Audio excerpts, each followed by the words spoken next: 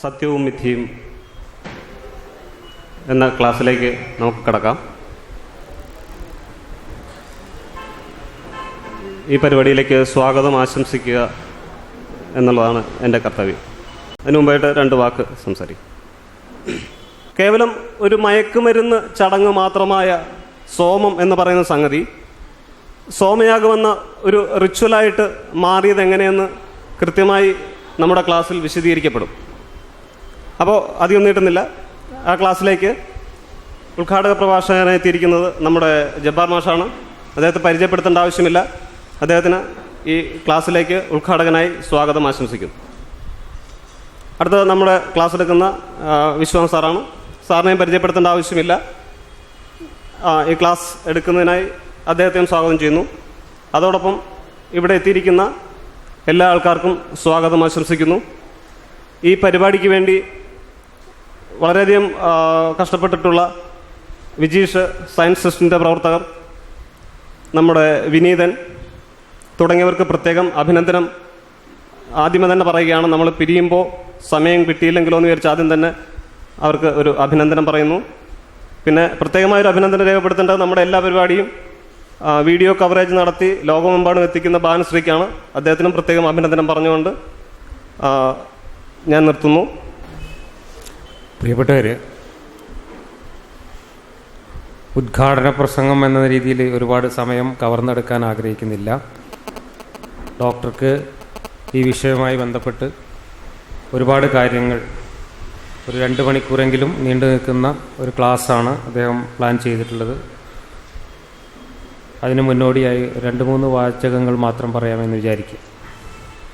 നമ്മൾ ഈ വിഷയം തിരഞ്ഞെടുത്തതിന് ശേഷം ഈ വിഷയത്തെ അപ്രസക്തമാക്കിക്കൊണ്ട് പുതിയ വിഷയങ്ങൾ കടന്നു വന്നിട്ടുണ്ട്. അമൃതാനന്ദമയി ആണ് ഇപ്പോൾ സോമയാഗത്തിൻ്റെ മുന്നിൽ നിൽക്കുന്നത്. അമൃതാനന്ദമയി ഉണ്ടാക്കുന്ന ഒരു പ്രശ്നം, നമ്മളെയൊക്കെ സംബന്ധിച്ചിടത്തോളം ഒരു പ്രശ്നം, നമ്മുടെ അഭിപ്രായ സ്വാതന്ത്ര്യത്തിന് മേക്കിട്ട് കയറാൻ ഭരണകൂടം തയ്യാറായി നിൽക്കുന്ന ഒരു സന്ദർഭം കൂടെ ഉണ്ട്. പ്രത്യേകിച്ച് സോഷ്യൽ മീഡിയയിൽ ജനങ്ങളൊക്കെ സ്വന്തം അഭിപ്രായങ്ങൾ യാതൊന്നും മറച്ചു വെക്കാതെ സ്വതന്ത്രമായി വെട്ടി തുറന്ന് പറയാൻ പറ്റുന്ന ഒരു കാലമാണെന്ന്. പറയാനും ആവിഷ്കരിക്കാനും അത് ഒരുപാട് ആളുകളുമായി പങ്കുവെക്കാനും കഴിയുന്ന ഒരു കാലത്താണ് നമ്മൾ ജീവിക്കുന്നത്. അതിൻ്റെയൊക്കെ മേലെ അധികാരത്തിൻ്റെ ഹുങ്ക് ഉപയോഗിച്ചുകൊണ്ട് ചങ്ങല തീർക്കാനുള്ള ശ്രമം ഈ ഒരു സംഭവവുമായി ബന്ധപ്പെട്ട് ഉണ്ടായിട്ടുണ്ട്. ഫേസ്ബുക്കിലൂടെ പ്രതികരിച്ച ആളുകൾക്കും പ്രതികരിച്ചവർക്ക് ലൈക്കടിച്ച ആളുകൾക്കും ഒക്കെ എതിരായിട്ട് 1000 പേർക്കെതിരെ കരുനാഗപ്പള്ളിയിൽ പോലീസ് കേസെടുത്തു എന്നൊക്കെയാണ് നമ്മൾ കണ്ടത്. അതിൻ്റെ നടപടികളൊക്കെ മുന്നോട്ട് പോയിക്കൊണ്ടിരിക്കുകയാണ്. എന്തായാലും അതിശക്തമായ പ്രതികരണം അതിനെതിരായിട്ടും നമ്മുടെ ഭാഗത്തു നിന്ന് ഉണ്ടായിട്ടില്ല എങ്കിൽ നമുക്ക് ഇതുപോലുള്ള വിഷയങ്ങൾ ചർച്ച ചെയ്യാൻ പോലും പറ്റാത്ത ഒരു അന്തരീക്ഷമായിട്ട് മാറും ഈ നാട് എന്ന് തോന്നുന്നുണ്ട്. അമൃതാനന്ദമയി നമ്മളൊരു പുതുമയുള്ള വിഷയമൊന്നുമല്ല. നമ്മൾ എത്രയോ കാലമായിട്ട് നമ്മൾ പറയുന്നതാണ് അവിടെ നടക്കുന്ന തട്ടിപ്പുകളെക്കുറിച്ചും അവിടെ നടന്നിട്ടുള്ള കൊലപാതകങ്ങളെക്കുറിച്ചും അവിടെ നടക്കുന്ന മറ്റ് അനാശാസ്യമായിട്ടുള്ള സംഭവ വികാസങ്ങളെക്കുറിച്ചുമൊക്കെ ഇതിനു മുമ്പും പുസ്തകങ്ങൾ വന്നിട്ടുണ്ട്. ശ്രീനി പട്ടത്താനത്തെ പോലുള്ള യുക്തിവാദികൾ തന്നെ പുസ്തകങ്ങൾ എഴുതിയിട്ടുണ്ട്. പുസ്തകം എഴുതിയപ്പോഴും ആ പുസ്തകത്തിൻ്റെ ഉള്ളടക്കം ചർച്ച ചെയ്യാനല്ല ഇവിടെ ശ്രമമുണ്ടായത്, മറിച്ച് പുസ്തകം എഴുതിയ ആളെ പ്രോസിക്യൂട്ട് ചെയ്യാനുള്ള ശ്രമങ്ങളാണ് നടന്നത്. അപ്പോൾ അതിൻ്റെയൊക്കെ ഒരു അപകടം എന്ന് വെച്ചാൽ നമുക്ക് നമ്മുടെ രാജ്യത്ത് ഇത്തരത്തിലുള്ള വിഷയങ്ങളെക്കുറിച്ച് സ്വതന്ത്രമായ അഭിപ്രായം പറയാൻ പോലും അനുവാദമില്ല എന്ന തരത്തിലാണ് നമ്മുടെ ജനാധിപത്യം ഇപ്പോൾ വർക്ക് ചെയ്തുകൊണ്ടിരിക്കുന്നത്. ഇവിടെ നമ്മൾ ചർച്ച ചെയ്യാൻ പോകുന്ന വിഷയവും അതുമായി ബന്ധപ്പെട്ട അതുപോലെയുള്ള സമാനമായിട്ടുള്ള ഒരുപാട് സംഭവങ്ങളും അടുത്ത കാലത്ത് പൊടി തട്ടി പെയിൻ്റ് അടിച്ച് കൊണ്ടുവന്നിട്ടുണ്ട്. യാഗങ്ങളും ഹോമങ്ങളും കൂട്ടപ്പൊങ്കാലയും അതുപോലെ നമ്മൾ കേട്ടുകേൾവിയില്ലാത്ത പല സാധനങ്ങളും, അക്ഷയ തൃതീയ, അതുപോലെയുള്ള കുറേ സാധനങ്ങൾ അടുത്ത കാലത്ത് പൊക്കിക്കൊണ്ടുവന്നിട്ടുണ്ട്. ഇതിൻ്റെയൊക്കെ പിന്നിൽ 2-3 താല്പര്യങ്ങളുണ്ട്. ഒന്ന് രാഷ്ട്രീയ താല്പര്യമാണ്, മറ്റൊന്ന് കച്ചവട താല്പര്യമാണ്. കച്ചവടക്കാരെ നമുക്കറിയാം. ഒരു നല്ല ബുദ്ധിയുള്ള കച്ചവടക്കാരൻ ചിന്തിക്കുന്നത് ഇവിടെ ഏറ്റവും എളുപ്പത്തിൽ കാര്യമായ ഒരു മുതൽ മുടക്കില്ലാതെ, കാര്യമായ എഫേർട്ടില്ലാതെ, കാര്യമായ പരസ്യങ്ങൾ നൽകാതെ സാധനങ്ങൾ, ഉൽപ്പന്നങ്ങൾ എത്രയും പെട്ടെന്ന് ചെലവഴിക്കാൻ ഉള്ള വിപണി ഏത് എന്ന് നോക്കി ആ വിപണിക്കനുസരിച്ച് സാധനങ്ങൾ ഉൽപ്പാദിപ്പിക്കുന്ന ഏർപ്പാടാണ് ബുദ്ധിയുള്ള കച്ചവടക്കാർ ചെയ്യാം. അത്തരം കച്ചവടക്കാരെ സംബന്ധിച്ചിടത്തോളം ഇന്ത്യ എന്ന് പറയുന്ന രാജ്യം ഒരു 1.25 ബില്യൺ നല്ല ലക്ഷണമൊത്ത അന്ധവിശ്വാസികൾ കൂട്ടം കൂടിയ ഒരു രാജ്യമാണ്. അതുകൊണ്ട് അന്ധവിശ്വാസങ്ങളെ വിപണനം ചെയ്യാൻ ഇന്ത്യയെ പോലെ സൗകര്യമുള്ള വേറൊരു പ്രദേശം ലോകത്തോ ലോകത്തിന് ഭൂമിക്ക് പുറത്തോ ഉണ്ടാവും തോന്നില്ല. ഒരു മുടക്കുമുതൽ വേണ്ട, ഒരു പരസ്യത്തിന് പ്രത്യേക ചെലവ് വേണ്ട, യാതൊരു ബുദ്ധിമുട്ടുമില്ല, സാധനം അങ്ങോട്ട് ഇറക്കിയാൽ മതി. അതുകൊണ്ടാണ് നമ്മുടെ നാട്ടിലെ ആദായ നികുതി വകുപ്പൊക്കെ അടുത്ത കാലത്ത് ഏറ്റവും കൂടുതൽ കള്ളപ്പണം പിടിച്ചിട്ടുള്ളത് ഏലസ് കച്ചവടക്കാരുടെയും ജ്യോത്സ്യന്മാരുടെയും ആൾദൈവങ്ങളുടെയും ഒക്കെ മടയിൽ നിന്നാണ്. കാരണം അവിടെയൊക്കെ നടക്കുന്നത് വ്യവസ്ഥാപിതമായിട്ടുള്ള കച്ചവടമല്ല, മറിച്ച് നിയമവിരുദ്ധമായിട്ടുള്ള ഗവൺമെന്റിനെ പറ്റിച്ചുകൊണ്ടുള്ള ഇത്തരത്തിലുള്ള കള്ള ഏർപ്പാടുകളാണ്. അതൊന്നും പിടിക്കാൻ പക്ഷെ ഇവിടെ നിയമമില്ല. നമ്മുടെ നിയമത്തിൻ്റെ വലയിൽ കൊമ്പൻ സ്രാവുകൾ, മുല്ലപ്പള്ളിയൊന്നും പറഞ്ഞ മാതിരിയുള്ള കൊമ്പൻ സ്രാവുകളൊന്നും കുടുങ്ങില്ല. നമുക്കറിയാം, നത്തോലി മാത്രമേ കുടുങ്ങുള്ളൂ. അങ്ങനത്തെയാണ് നമ്മുടെ നിയമത്തിൻ്റെ വെബ്. അവിടെ ഈ ആൾദൈവങ്ങളെയൊന്നും പിടികൂടാൻ യാതൊരു നിവൃത്തിയില്ല. അമൃതാനന്ദമയിയുടെ ആശ്രമവുമായി ബന്ധപ്പെട്ട് നിരവധി കൊലപാതകങ്ങളടക്കമുള്ള കേസുകൾ ഇതിനു മുമ്പ് വന്നിട്ടുണ്ട്. ഇപ്പോൾ അവരുടെ കൂടെ ആശ്രമത്തിൽ ഈ 10-20 കൊല്ലം അവരുടെ നിഴലുപോലെ, അവരുടെ കിടപ്പുമുറിയിൽ പോലും അവരുടെ നിഴലുപോലെ കഴിഞ്ഞുകൂടിയിരുന്ന ഒരു വിദേശ വനിത അവരുടെ ഒരു ഓർമ്മക്കുറിപ്പ് എന്ന രീതിയിൽ ഒരു പുസ്തകം എഴുതി. ആ പുസ്തകം ഇവിടെ അറിയപ്പെട്ടതോടുകൂടി വലിയ ബഹളം ഉണ്ടായിരിക്കാം.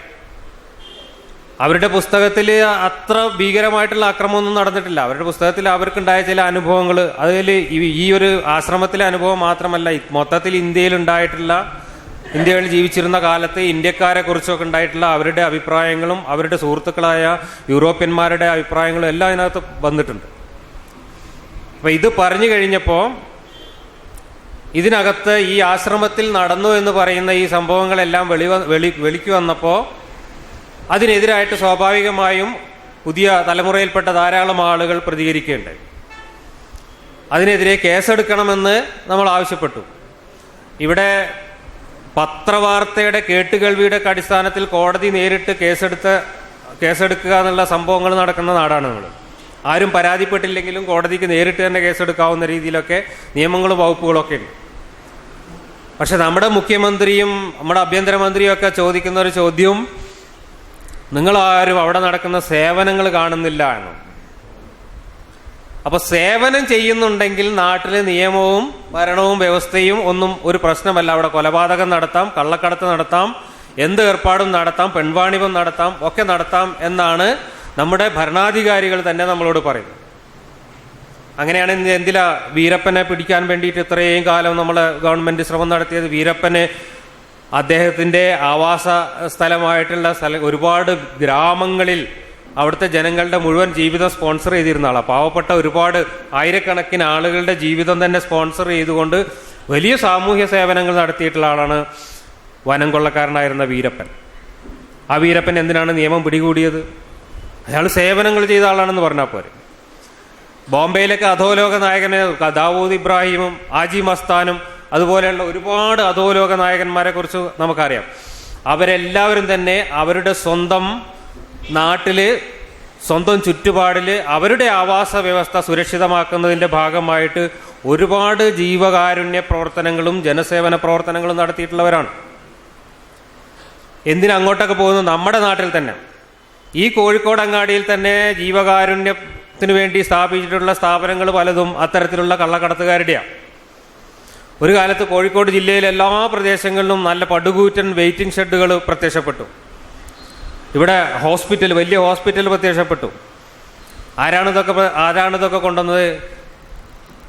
ഒരു സുപ്രഭാതത്തിൽ കള്ളക്കടത്ത്, കഞ്ചാവ് കടത്തും, കറുപ്പ് കടത്തും, കഞ്ചാവ് കടത്തും നടത്തിയിട്ട് കോടീശ്വരനായിട്ടുള്ള ആളുകളാണ് ഇത്തരത്തിലുള്ള ജനസേവന പ്രവർത്തനങ്ങളുമായിട്ട് രംഗത്ത് വരുന്നത്. അപ്പം ഇത്തരം ജനസേവന പ്രവർത്തനങ്ങൾ എന്നുള്ളത് വളരെ സുരക്ഷിതമായിട്ടുള്ള ഒരു മറയാണ്. പ്രത്യേകിച്ച് നമ്മുടേതുപോലുള്ള യാതൊരു ശാസ്ത്രബോധവുമില്ലാത്ത, യുക്തിബോധവുമില്ലാത്ത ഒരു ജനതയുടെ മുമ്പിൽ അവരെ പറ്റിക്കാൻ ഏറ്റവും സമർത്ഥമായിട്ടുള്ള ഏറ്റവും അനുയോജ്യമായിട്ടുള്ള ഒരു മാർഗമാണ് കുറച്ച് ജീവകാരുണ്യത്തിൻ്റെ സേവനത്തിൻ്റെയും മരുന്നിട്ട് കൊടുത്തിട്ട് ഇരയിട്ട് കൊടുത്തിട്ട് ആളുകളെ പറ്റിക്കാൻ. സുനാമി വന്നപ്പോൾ അമൃതാനന്ദമയി 100 വീട് വെച്ച് കൊടുത്തില്ലേ എന്ന ചോദ്യം. പക്ഷെ ആ 100 വീട് വെച്ച് കൊടുക്കലിൻ്റെ കച്ചവടമുണ്ട്, കച്ചവട മനഃശാസ്ത്രമുണ്ട്. എന്താണത്? ഇവിടെ സുനാമി വന്നപ്പോൾ ഈ അമൃതാനന്ദമയി 100 വീട് വെച്ച് കൊടുത്തതുപോലെ തന്നെ ഇവിടുത്തെ ഏറ്റവും വലിയ സ്വർണ്ണ കള്ളക്കടത്ത്, സ്വർണ്ണ കുത്തക വ്യാപാരികളൊക്കെ തന്നെ ഇവിടെ സൗജന്യമായിട്ട് സമൂഹ വിവാഹങ്ങൾ നടത്തി കൊടുക്കുന്നു.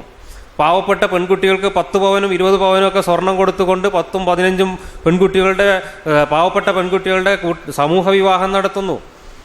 ഇങ്ങനെയുള്ള സേവന പ്രവർത്തനങ്ങൾ നടത്തിക്കൊണ്ടാണ് എല്ലാ കള്ളന്മാരും സമൂഹത്തിൽ പ്രവർത്തിക്കുന്നത്. എന്താണ് അതിൻ്റെ മനഃശാസ്ത്രം, അതിൻ്റെ കച്ചവട ശാസ്ത്രം? നമ്മളിപ്പോൾ ഒരു ഫുൾ പേജ് പരസ്യം ഒരു പത്രത്തിൽ കൊടുക്കണമെങ്കിൽ ലക്ഷക്കണക്കിന് രൂപ കൊടുക്കണം.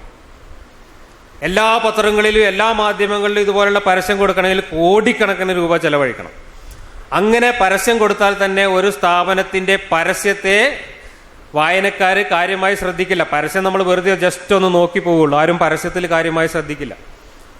പക്ഷെ പരസ്യത്തിന് പകരം ഫ്രണ്ട് പേജിൽ വാർത്തയാണ് വരുന്നതെങ്കിൽ ഈ പരസ്യം ശ്രദ്ധിക്കുന്നതിൻ്റെ 10 മടങ്ങായി ആളുകൾ അത് ശ്രദ്ധിക്കും, അത് ചർച്ച ചെയ്യപ്പെടും, അത് ജനങ്ങളുടെ മനസ്സിലേക്ക് ആഴത്തിലിറങ്ങും.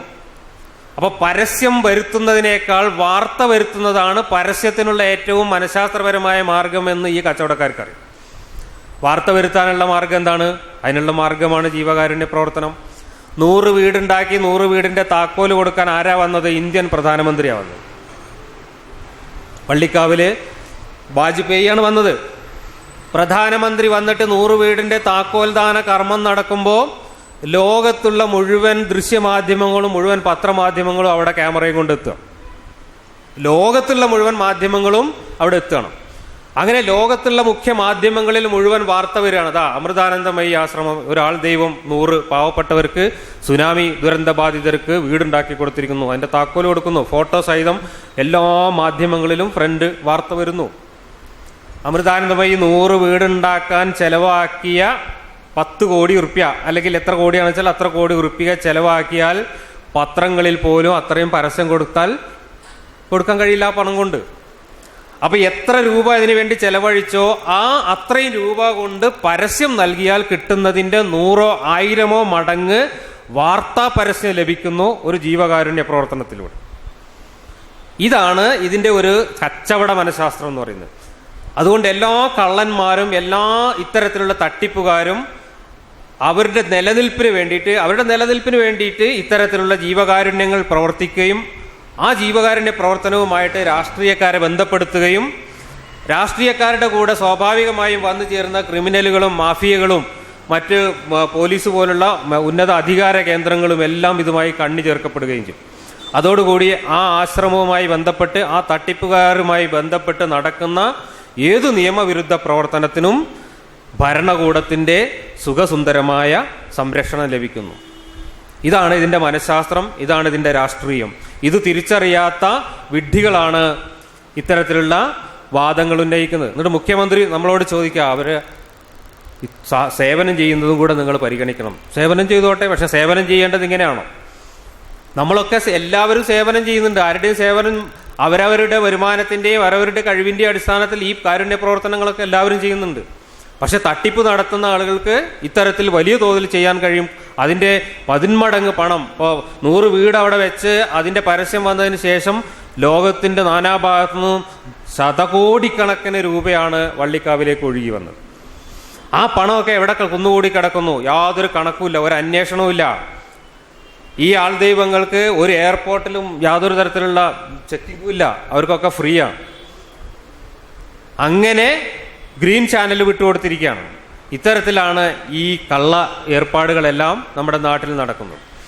അതിൻ്റെ കൂടെയാണ് കച്ചവടക്കാര് ഇത്തരത്തിലുള്ള 5000 കൊല്ലം പഴക്കമുണ്ട് എന്ന് പറയുന്ന നമ്മുടെ ആർഷഭാരത പാരമ്പര്യത്തിൻ്റെ പൈതൃകത്തിൻ്റെ ഒക്കെ ഭാഗമായിട്ട് പണ്ട് മണ്ണടിഞ്ഞു പോയിട്ടുള്ള ഫോസിലുകളെല്ലാം പെറുക്കിയെടുത്ത് പെയിന്റ് അടിച്ച് ഇന്ന് അവതരിപ്പിക്കുന്നു. അവിടേക്ക് ഓടി ഒഴുകി എത്തുകയാണ് ലക്ഷക്കണക്കിന് ആളുകൾ. പൊങ്കാല കത്തിക്കാൻ ദശലക്ഷക്കണക്കിന് ആളുകൾ എത്തുന്നു. കുറേ വിറക് കത്തിച്ച് പൊല്യൂഷൻ ഉണ്ടാക്കുന്നു. ഇവിടെ യാഗം, അതേക്കുറിച്ച് ഡോക്ടർ വിശദമായിട്ട് പറയും. ഇതുപോലുള്ള ചടങ്ങുകൾ നടത്തുന്നു.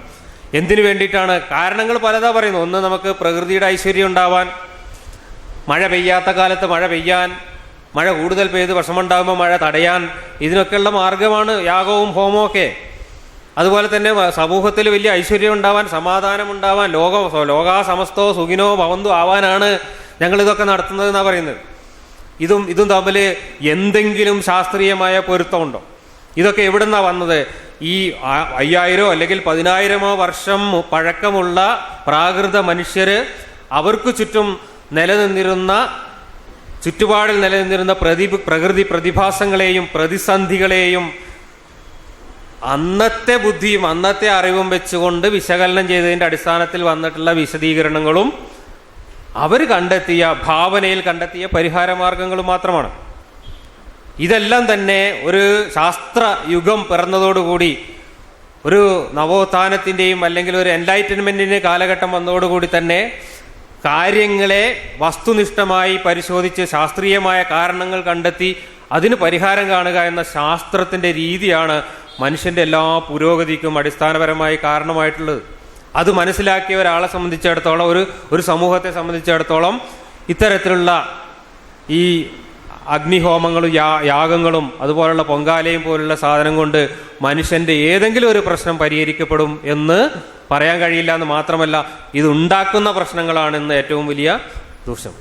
കാരണം അതുണ്ടാക്കുന്ന അപകടങ്ങൾ, അതുണ്ടാക്കുന്ന പൊല്യൂഷൻ, അതുണ്ടാക്കുന്ന നിരവധി പ്രശ്നങ്ങൾ കൂടുതൽ സൃഷ്ടിക്കപ്പെടുകയാണ്.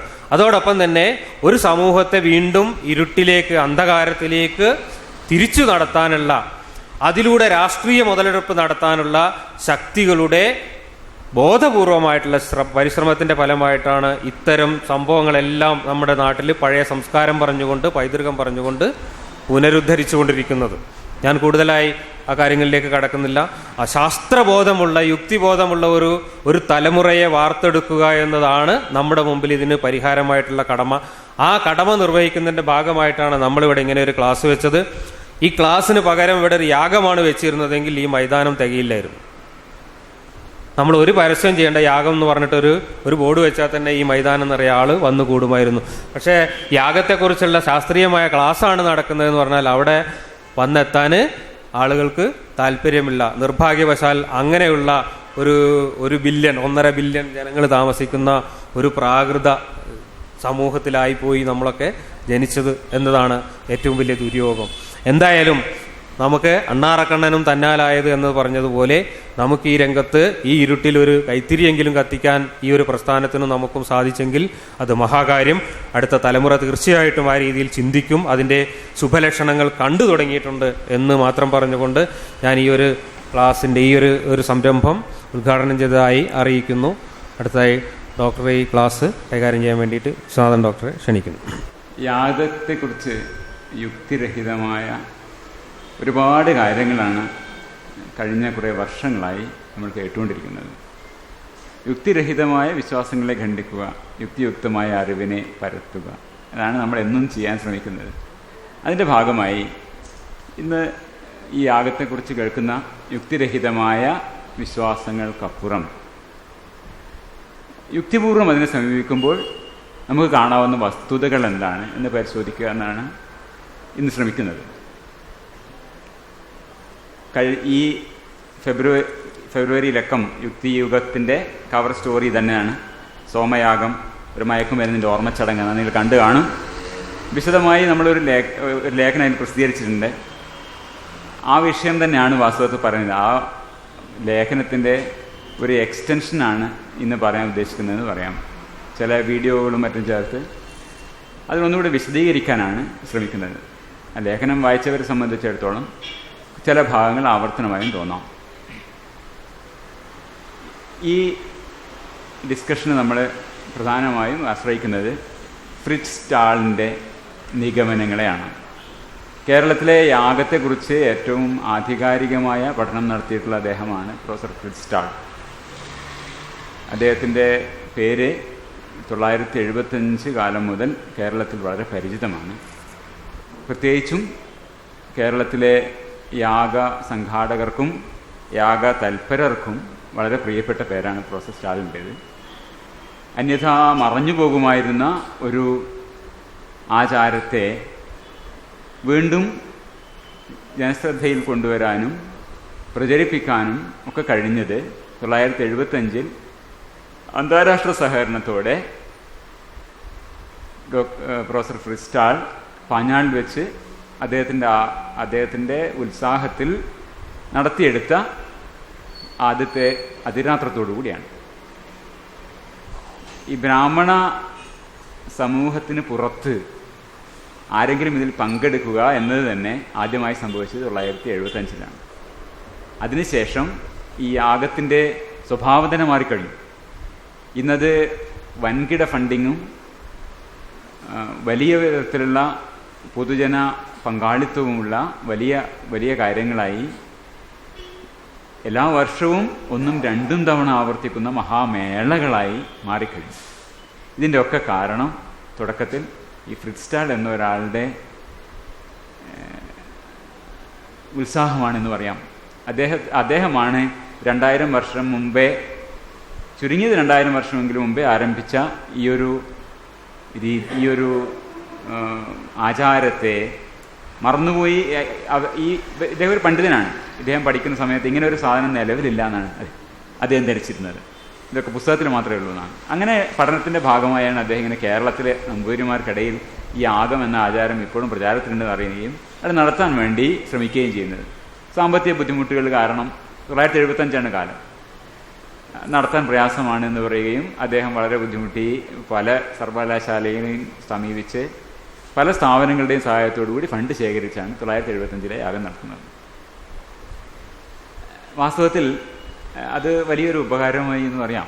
കാരണം കൃത്യമായ ഒരു ശാസ്ത്രീയമായി തന്നെ അദ്ദേഹത്തിനോട് ഇതിനോടുള്ള പക്ഷപാതിത്വം എന്തായിരുന്നാലും വളരെ കൃത്യമായി വളരെ ശാസ്ത്രീയമായി അദ്ദേഹം അതിനെക്കുറിച്ച് പഠിക്കുകയും പണ്ഡിതോചിതമായ ലേഖനങ്ങൾ ഗ്രന്ഥങ്ങളൊക്കെ എഴുതുകയും ചെയ്തു. നമുക്കിന്ന് യാഗത്തെക്കുറിച്ച് അതിൻ്റെ യഥാർത്ഥ സ്വഭാവത്തെക്കുറിച്ച് കൃത്യമായി മനസ്സിലാക്കാൻ കഴിയുന്നത് ഈ പഠനങ്ങളുടെ അടിസ്ഥാനത്തിലാണ് താൻ. യാഗപ്രചാരകർ ഫ്രിറ്റ്സ്റ്റാളിനെ വളരെ ഉയർത്തി കാണിക്കുന്നുണ്ട് പല ഘട്ടങ്ങളിലും. ഇത് 1975 മാതൃഭൂമി വീക്കിലിൽ വന്നൊരു ലേഖനമാണ്, ഞാനിവിടെ കാണിച്ചിട്ടുള്ളത്.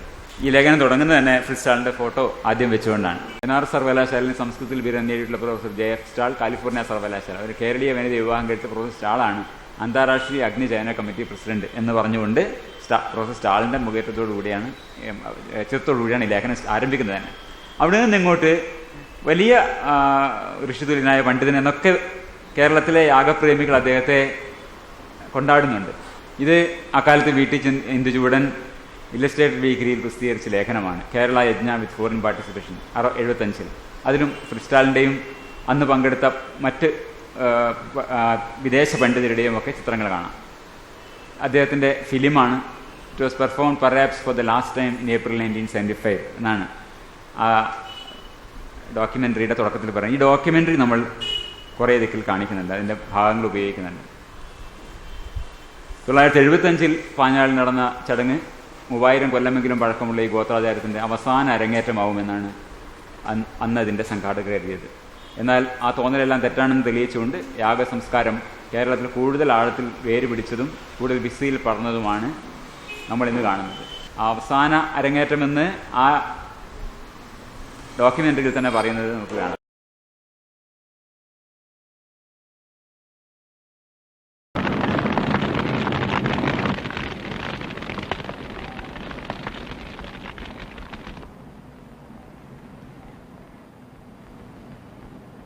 Over the last century, the tradition of Vedic sacrifices has weakened. The Nambudris, concerned with the disappearance of their Vedic heritage, organized a final Atiratra Agnichayana, to which, for the first time, outsiders were invited. One of the oldest surviving rituals of mankind has probably been performed for the last time. Its preservation for almost 3,000 years is due to the extraordinary dedication of the Vedic Brahmins to the culture of their forebears. ഇത് മനുഷ്യചരിത്രത്തിലെ അവസാനത്തെ അതിരാത്രമാവാം എന്ന് commentator പറയുമ്പോൾ വരാൻ പോകുന്ന കാലത്തിൻ്റെ രൂപമാറ്റങ്ങൾ അവർക്കന്ന് കാണാൻ സാധിച്ചില്ല എന്നേ പറയുള്ളൂ. എത്രയോ അതിരാത്രങ്ങൾ, എത്രയോ സോമയാഗങ്ങൾ അതിന് ശേഷമുള്ള 10-25 വർഷത്തിനിടെ നടന്നു. ഇത് 2003 നടന്ന അതിര യാഗത്തോടനുബന്ധിച്ച് ഫ്രിറ്റ്സ്റ്റാളും ടി.പി. മഹാദേവനും ചേർന്ന് എഴുതിയ ലേഖനത്തിൽ പറഞ്ഞതാണ്. But for the 1975 performance of Agnichayana there would not have been an Agnishtoma in 1984. But for 1984, there would not have been a 1990 Agni. But for 1990, there would not have been a 2003. അന്ന് അറ്റുപോകുമായിരുന്ന ഈ പാരമ്പര്യം വളരെ ആഴത്തിലും വ്യാപ്തിയിലും പടരുന്നതാണ് നമ്മൾ ഇന്ന് കാണുന്നത്. ഫ്രിറ്റ്സ്റ്റാൾ 2012 ഫെബ്രുവരിയിൽ മരിച്ചു. കേരളത്തിലാണ് അദ്ദേഹത്തിൻ്റെ ചിതാഭസ്മ നിമജ്ജനം ചെയ്യുന്ന ചിത്രമാണ്. യോഗക്ഷേമ സഭ വേദപാരമ്പര്യത്തെയും യജ്ഞസംസ്കൃതിയും ലോകത്തിന് പരിചയപ്പെടുത്തിയ ഡോക്ടർ ഫ്രിറ്റ്സ്റ്റാളിന് ആദരാഞ്ജലി അർപ്പിക്കാൻ കോഴിക്കോട് ഗായത്രി ഹാളിൽ അനുസ്മരണ സമ്മേളനം നടത്തി.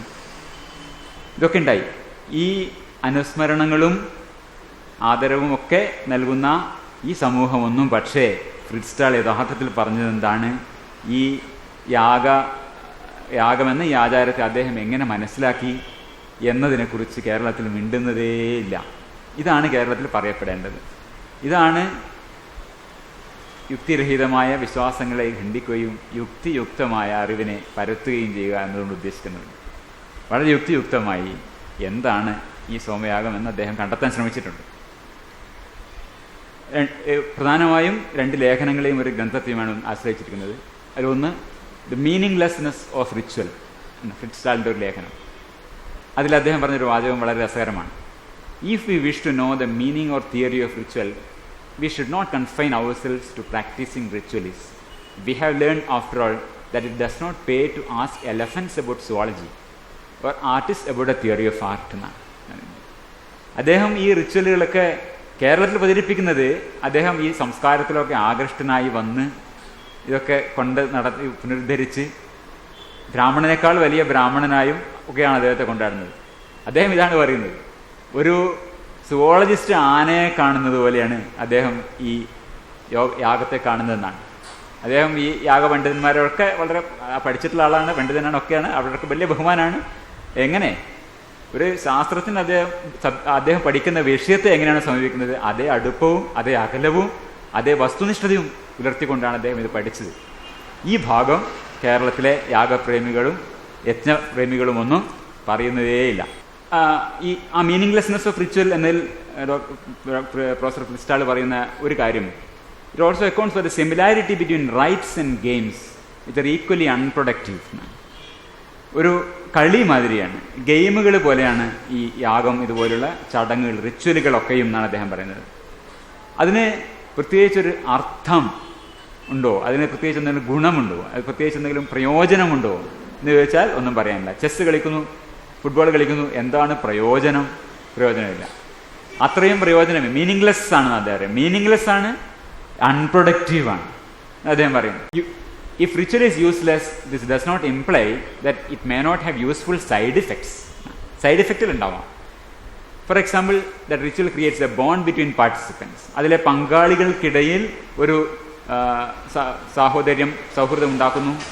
അവർ തമ്മിലുള്ള അവരുടെ സോളിഡാരിറ്റി അത് വർദ്ധിപ്പിക്കുന്നു, ഐക്യദാർഢ്യം വർദ്ധിപ്പിക്കുന്നു, അവരുടെ മൊറയിൽ വർദ്ധിപ്പിക്കുന്നു.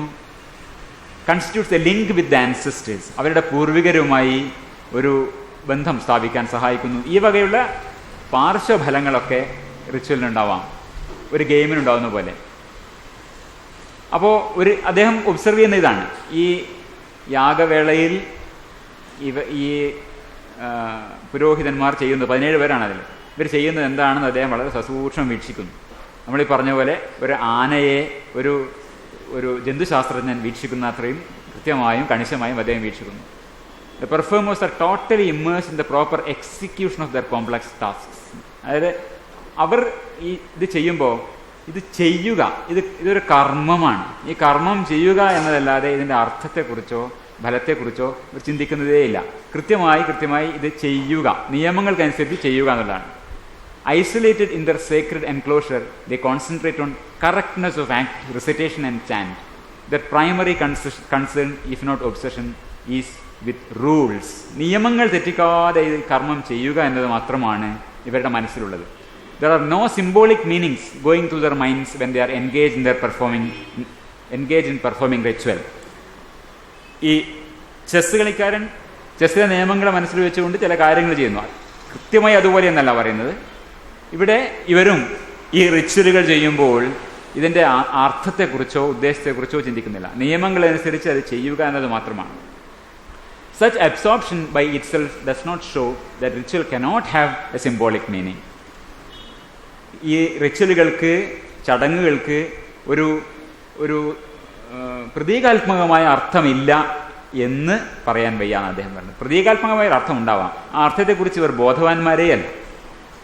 ഞാനതിനെ കാണുന്നത് ഇങ്ങനെയാണ്. നമ്മുടെ ചെസ്, ചതുരംഗത്തിലൊക്കെ ആനയും കുതിരയും കാലാളും രഥവും ഒക്കെ നിന്നിരുന്ന പഴയ യുദ്ധങ്ങൾ പുനരാവർത്തിക്കപ്പെടുകയാണ് വാസ്തവത്തിൽ ചെയ്യുന്നത്. ഒരർത്ഥത്തിൽ കളിക്കാർ ആ ചരിത്രമൊന്നും ഓർക്കുന്നില്ല. ഇങ്ങനെയുള്ള ഈ പഴയ ഒരു ആൻഷ്യൻ ചെസ് ബോർഡാണ്. അവിടെ ഇങ്ങനെയാണ് പഴയ ചെസ് ബോർഡുകളൊക്കെ, ഇങ്ങനെയാണ് അത് വന്നിട്ടുള്ളത്. പഴയ യുദ്ധത്തിൻ്റെ മാതൃകയിലാണ് ആ പഴയ യുദ്ധ രംഗങ്ങളാണ് പലപ്പോഴും ഇവിടെ ആവർത്തിക്കപ്പെടുന്നത്. ഇന്നതൊന്നും പ്രസക്തമല്ലെങ്കിലും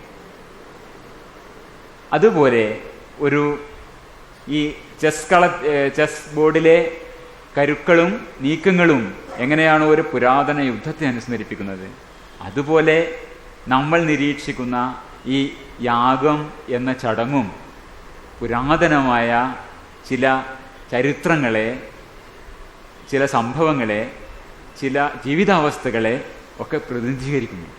ഇന്ന് പറയപ്പെടുന്നത് നാം ആദ്യമേ പറഞ്ഞതുപോലെ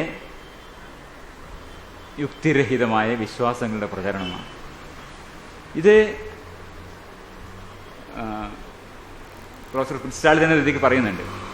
അർത്ഥരഹിതമായ ഒരു സംഗതി ആവുമ്പോൾ അതിന് അർത്ഥങ്ങൾ കൽപ്പിക്കപ്പെടും. ആർക്കും എന്തർത്ഥവും കൽപ്പിക്കാം. അതാണ് വാസ്തവത്തിൽ ഇന്ന് യാഗത്തെക്കുറിച്ച് സംഭവിച്ചിരിക്കുന്നത്. ലോക സമാധാനം പരിപോഷിപ്പിക്കാൻ രണ്ട് ഉദ്ദേശങ്ങളാണ്. ഇതൊക്കെ യാഗത്തിനെ കുറിച്ച് ഈ 2011 കാലത്ത് 11 മുതൽ 14 വരെയുള്ള കാലങ്ങളിൽ വന്നിട്ടുള്ള പല ലേഖനങ്ങളിൽ എടുത്തിട്ടുള്ള ചില ഉദ്ധരണികളാണ്. യാഗം ഹോപ്സ് ടു അച്ചീവ് 2 goals എന്നാണ്. 2 കാര്യങ്ങളാണ്. ഒന്നെന്താണ്? ലോക സമാധാനം പരിപോഷിപ്പിക്കാനാണ് യാഗം ചെയ്യുന്നത്. രണ്ടാമതെന്താണ്? അനാവശ്യ ഘടകങ്ങളെ നശിപ്പിച്ചുകൊണ്ട്, ഡിസ്ട്രോയിങ് അൺഡിസൈറബിൾ എലമെന്റ്സ്, അങ്ങനെ നശിപ്പിച്ചുകൊണ്ട് പരിസ്ഥിതിയെ സംരക്ഷിക്കാം എന്നാണ് പറയുന്നത്. വളരെ വിചിത്രമായ ഒരു ധാരണകളാണ്. അപ്പോൾ അനാശാസ്യ ഘടകങ്ങളെ നശിപ്പിച്ചുകൊണ്ട് പരിസ്ഥിതിയെ സംരക്ഷിക്കുക, ലോക സമാധാനം പരിപോഷിപ്പിക്കുക, ഇതൊക്കെയാണ് യാഗത്തിൻ്റെ ഉദ്ദേശമായി ഇന്ന് പറയപ്പെടുന്നത്. അഗ്നി മുഖാന്തരം ആത്മാവിനെയും അന്തരീക്ഷത്തെയും ശുദ്ധീകരിക്കാനായി വേദങ്ങളിലൂടെ നൽകപ്പെട്ടിട്ടുള്ള സയൻസാണ് യാഗങ്ങൾ എന്നാണ് പറയുന്നത്. Yaga is a science given through Vedas for the purification of the soul and atmosphere through the agency of fire. ആത്മാവിന് തീ ബാധിക്കില്ല എന്നാണ് പറഞ്ഞിട്ടുള്ളത്. ഏതായാലും അല്ലേ ഗീത പറയാ, തീയും അസ്ത്രങ്ങളും ആയുധങ്ങളൊന്നും ബാധിക്കാത്ത ആളാണ്. ആ ആത്മാവിനെ ശുദ്ധീകരിക്കും തീ കൊണ്ട് എന്നാണ് പറയുന്നത് ഇവിടെ. This is one of the most ancient body of knowledge known to humankind. This science is also presented now as homotherapy. അത് ചികിത്സയായി 2014 ആയപ്പോഴേക്കും ഏതാണ് മാർക്കറ്റിൽ ഏറ്റവും ചെലവുള്ള സാധനം അതായി മാറി. ഇന്ന് യാഗം ഒരു ചികിത്സയായി. പലവട്ടം മുമ്പ് പറഞ്ഞിട്ടുള്ള പോലെ എന്തും ചികിത്സയാക്കി കളയാവുന്നതാണ്.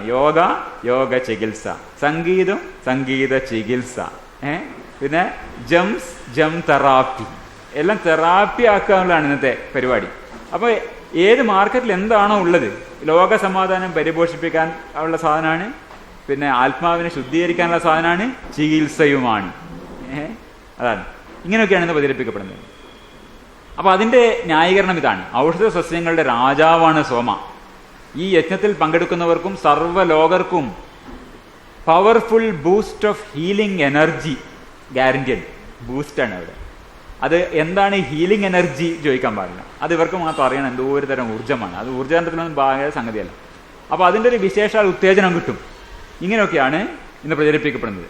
ഇനി പുണ്യമാണോ നിങ്ങൾ അന്വേഷിക്കുന്നത്? അതും ഇവിടെ ഉണ്ട്. ഇവിടെ ഇല്ലാത്ത ഒന്നുമില്ല. ചികിത്സ മുതൽ പുണ്യം വരെ എന്തും.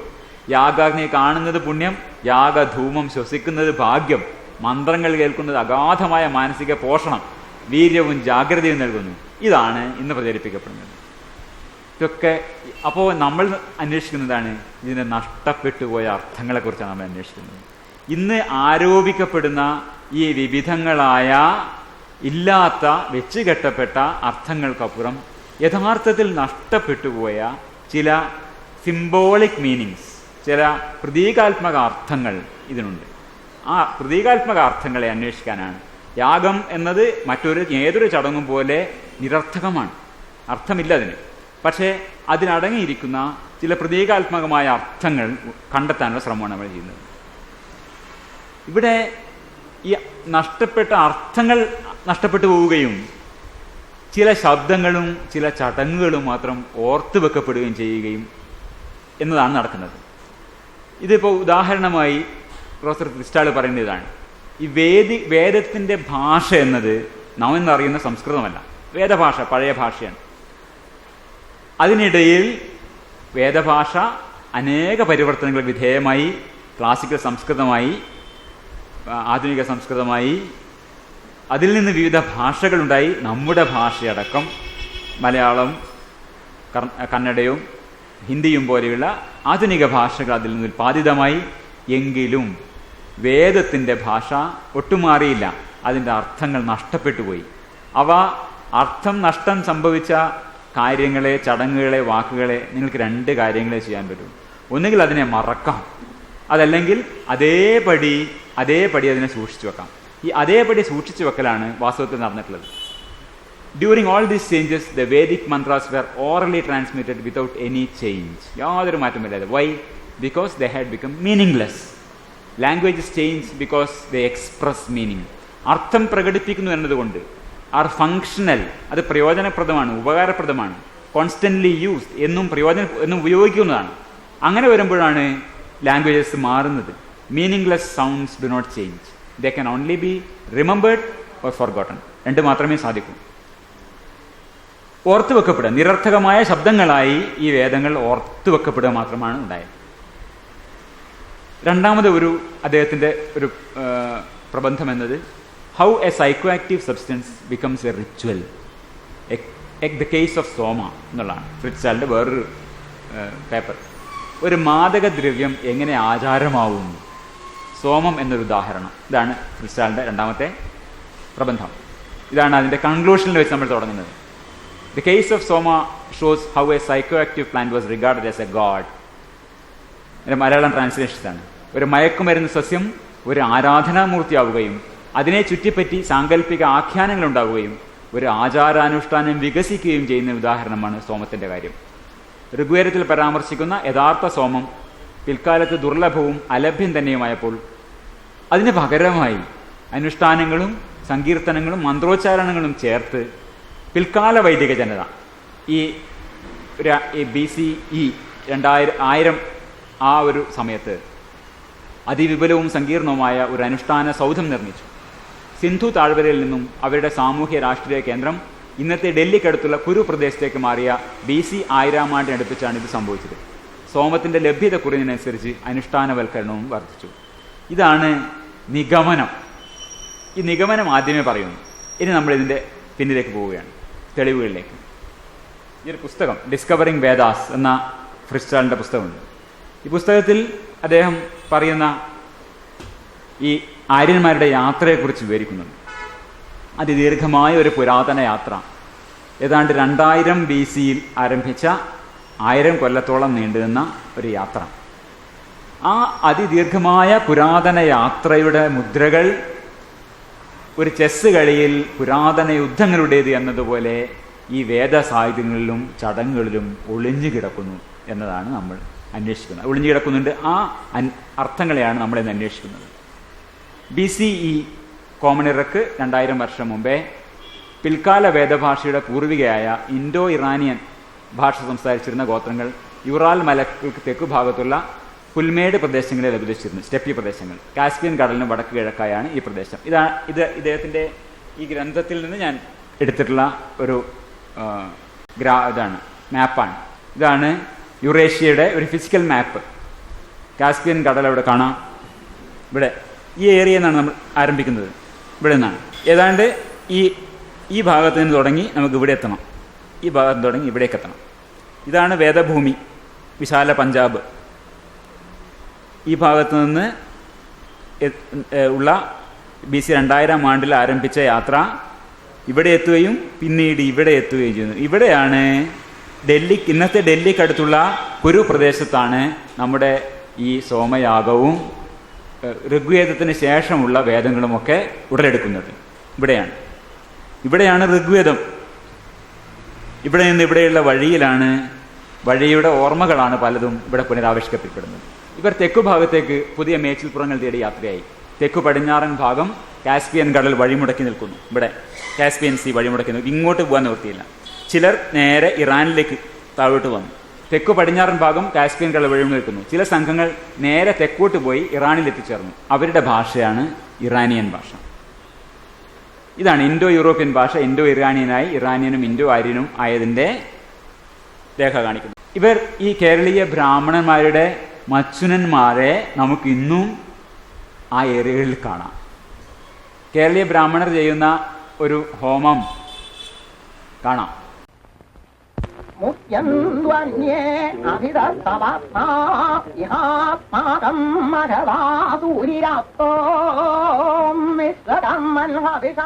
the domestic altar, an oblation is made to Vishwakarman, architect of the universe.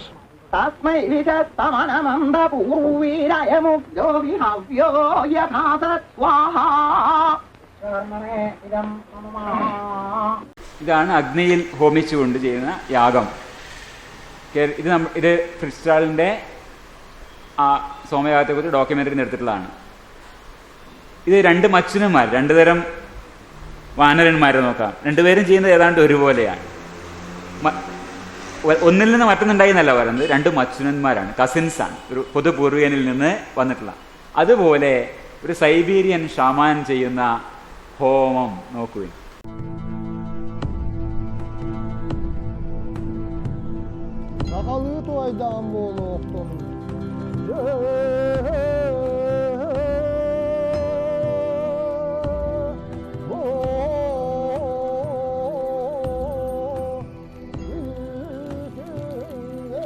Viktor Maximov comes from a family of shamans. While performing a purification ritual, he appeals to a benevolent deity known as Algis. The shaman stands at the site of the gigantic rupture that almost broke the Siberian mainland in two more than 500 million years ago. It was at that time that the fanciful Lena pillars were formed.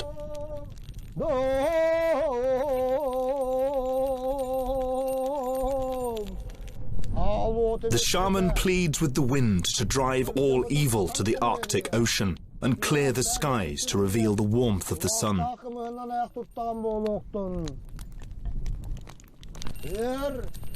Viktor treats the white creator to fermented mare's milk poured from a Yakutian bowl called a charon. He performs his rituals only in the daytime.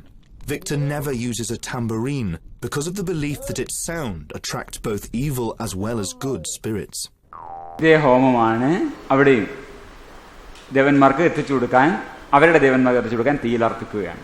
അവിടെ നിന്ന് ആരംഭിക്കുന്ന ഈ യാത്ര തെക്ക് കിഴക്കൻ ഭാഗത്തേക്ക് നീങ്ങിയ സംഘങ്ങൾ ഇന്നത്തെ കസാക്കിസ്ഥാൻ പ്രദേശത്തുകൂടെ ഇന്ന് ചൈനയുടെ ഭാഗമായ ടാരിം ബേസിൻ ഇതാണ് ടാരിം ബേസിൻ പ്രദേശത്ത് എത്തിച്ചേർന്നു. അവിടെയാണ് ഇന്ന് ടാരിം മമ്മികൾ എന്ന പ്രസിദ്ധമായ മമ്മികൾ, അതിൻ്റെ ചിത്രങ്ങൾ ഞാൻ നമ്മുടെ ലേഖനത്തിൽ കൊടുത്തിട്ടുണ്ട്. ടാരിം മമ്മികൾ കാണാം. പടിഞ്ഞാറ് ഭാഗത്ത് ഇക്കാലത്തെ താഷ്കണ്ടിനും കിഴക്കു ഭാഗത്ത് കാശ്മീരിനും ഇടയിലായി ഒരു ചുരത്തിലൂടെയാണ് അവർ ടാരിം പ്രദേശത്ത് എത്തിയത്. ആ യാത്ര നമ്മൾ ട്രേസ് ചെയ്യാണ്. ഇത് ഈ കാണുന്നതൊക്കെ പിൽക്കാലത്ത് പ്രസിദ്ധമായ പട്ടുപാത എന്ന് പറയുന്ന സാധനമാണ്. സിൽക്ക് റൂട്ട്, ഈ കാണിച്ചൊക്കെ സിൽക്ക് റൂട്ടിൻ്റെ റൂട്ടുകളും അവിടുത്തെ പിൽക്കാലത്ത് വന്നിട്ടുള്ള നഗരങ്ങളുമൊക്കെയാണ്. ഈ ഏരിയയിലൂടെയാണ് അവർ വരുന്നത്, ഈ ടാരിം ബേസിനിലേക്ക് വരുന്നത്. ഈ പ്രദേശത്ത് നിന്നാണ് പാമീർ മലനിരകൾക്കിടയിലൂടെ പിൽക്കാല ഋഗ്വേദ രചയിതാക്കളുടെ പൂർവികർ അഫ്ഗാനിസ്ഥാനിലെത്തുന്നത്. ഇതാണ് അഫ്ഗാനിസ്ഥാനിൽ ഈ ടാരിം ബേസിനിൽ നിന്ന് അഫ്ഗാനിസ്ഥാനിലേക്ക് പ്രവേശിക്കുന്നത്. എന്തുകൊണ്ടാണ് ഇത് പറയുന്നത്? ഈ വഴിയിലാണ്, ഈ ടാരിം ബേസിൻ പ്രദേശത്ത് നിന്ന് അഫ്ഗാനിസ്ഥാനിലേക്കുള്ള യാത്രാമാർഗത്തിലാണ് മുസ്തഗ അറ്റ, മുസ്മലയുടെ പിതാവ് എന്ന് പറയുന്ന പർവ്വതം സ്ഥിതി ചെയ്യുന്നത്. ഇതൊരു പ്രധാനപ്പെട്ട കാര്യമാണ്. ഈ വഴിയാണ്, ഈ വഴി ഓർമ്മിക്കപ്പെടുന്നത് യാഗത്തിൽ ഇന്നൊന്നാണ്. ഈ മുസ്തഗ അറ്റ എന്ന് പറയുന്ന പർവ്വതത്തെ ഇന്ന് കാരക്കോറം ഹൈവേയിൽ നിന്ന് കാണുന്നതാണ്. ചേന ഇന്ന് കാരക്കോറം ഹൈവേ ഉണ്ടാക്കിയിട്ടുള്ളത് ആ വഴിയിലാണ്. ഈ പൂർവിക സഞ്ചാര ചരിത്രം മുദ്രിതമായ ഒരു ചടങ്ങ് യാഗത്തിൽ കാണാം സോമയാഗത്തിൽ. ഇത് പറയുന്നതാണ് പ്രധാന ഹവിസായ ഇത് അന്നത്തെ മാതൃഭൂമിയിൽ വന്ന ആ ലേഖനത്തിൽ നിന്ന് ഞാൻ എടുത്ത ഭാഗമാണ്, 975.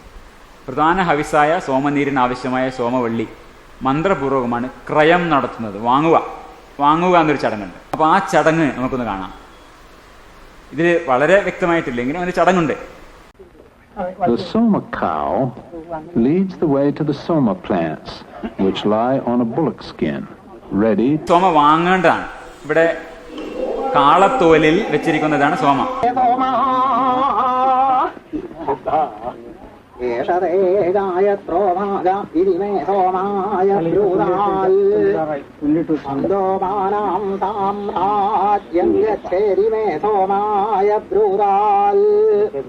അതിത്യന്തേവം സവിധാനമൂന്യോ കവിക്രതുമത്താമി സത്യതപസം മതിം ഉദ്ധായസ്യാമതിർഭാരിദ്യുരസവീമനിഹിരണ്യവാനിരമിനീതസുക്രദുഃകൃതാസുവാ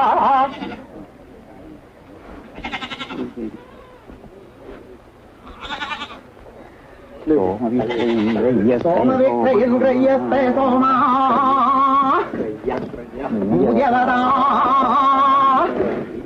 തപസസ്തനൂരസേ പ്രജാപവേർവർണസ്തസ്യാസ്തേ സഹസ്രവോഷം ബുദ്ധ്യസ്യാത് ചരമേണ വസുനാ ക്രീണാമി വൈദേഹായ ശ്രയന്താം അവസ്ഥാന്തമൂർണു ഹി പൂർണിചാക്ഷുർമുമുഖ്യാൻ അല്ല കുടിയനായിട്ട് വേണം. സോമവിക്രയിനി രമാ ഒരു പണം കൊടുക്കാം, ഒരു പണം കൊടുക്കും, ഒരു പണം കൊടുക്കും. പിന്നെ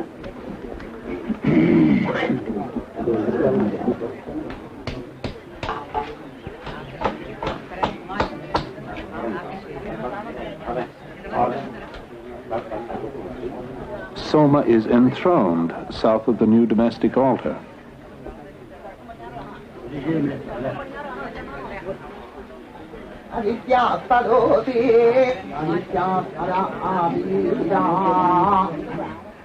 യാഗം നടത്തുന്ന യജമാനൻ ആ സോമം വാങ്ങിക്കുകയാണ്. ഈ വാങ്ങിക്കുന്നിടത്ത് നടക്കുന്ന മന്ത്രങ്ങൾ, ഇതിൻ്റെ അർത്ഥമൊന്നും അവർക്ക് അറിഞ്ഞുകൊണ്ടല്ല പറയുന്നത്. ഇതെന്താണ്? അദ്ദേഹം വളരെ ബുദ്ധിമുട്ടി മണിക്കൂറുകൾ നീണ്ട ഈ ശബ്ദലേഖനത്തിലൊക്കെ വർഷങ്ങളോളം അടയിരുന്നിട്ടാണ് ഇതിൻ്റെ അർത്ഥം, ഇത് എവിടുന്ന് വരുന്നു, ഇതെന്താണ് ഇതിൻ്റെ അർത്ഥം എന്ന് പഠിക്കുന്നത്. ഇതാണ് അവിടെ നടക്കുന്ന ഒരു ചർച്ച. സോമം കൊണ്ടുവരുന്ന ഒരു വ്യാപാരിയാണ്. യാഗശാലയിൽ യജമാനൻ സോമലത അളന്ന് നോക്കി വ്യാപാരിയുമായി ഇങ്ങനെ ഒരു സംവാദം നടത്തുന്നു. യജമാനൻ എന്ന് വെച്ചാൽ മെയിൻ പുരോഹിതൻ ചോദിക്കുകയാണ്, സോമ വ്യാപാരി നിന്റെ സോമം വിൽക്കാനുള്ളതാണോ? വ്യാപാരി ഇത് വിൽപ്പനക്കുള്ളതാണ്. ഇത് മുജവത് പർവ്വതത്തിൽ നിന്നുള്ളതാണോ? ഇത് മുജവത് പർവ്വതത്തിനുള്ളതാണ്. ഞാൻ ഈ പശുവിന് പകരമായി നിന്നിൽ നിന്ന് ഇത് വാങ്ങാം. ഇങ്ങനെ ഒരു സംഭാഷണം അവിടെ നടക്കുന്നുണ്ട്. ഈ മുജവത് പർവ്വതം എവിടുന്നാണ്? അതാണ് നമ്മൾ മുസ്തക ആറ്റ, അതാണ് ഈ വഴിയിൽ നമ്മൾ പറഞ്ഞത്. ഈ വഴികളാണ് ഓർക്കപ്പെടുന്നത്. മുസ്തക ആറ്റയാണ് ഓർമ്മിക്കപ്പെടുന്നത്. വേദങ്ങളുടെ ഭൂമി സിന്ധു താഴ്വരയാണ്. വടക്ക് പടിഞ്ഞാറൻ ഇന്ത്യയിലും പാകിസ്ഥാനിലുമായി ഇന്ന് കിടക്കുന്ന വിശാല പഞ്ചാബ്. ഏറ്റവും പഴയ വേദമായ ഋഗ്വേദം കുറെ കൂടി വടക്ക് പടിഞ്ഞാറായി സ്ഥിതി ചെയ്യുന്ന ഇന്നത്തെ അഫ്ഗാനിസ്ഥാനിലെ പർവ്വതങ്ങളെയും നദികളെയും കൂടി പരാമർശിക്കുന്നുണ്ട്.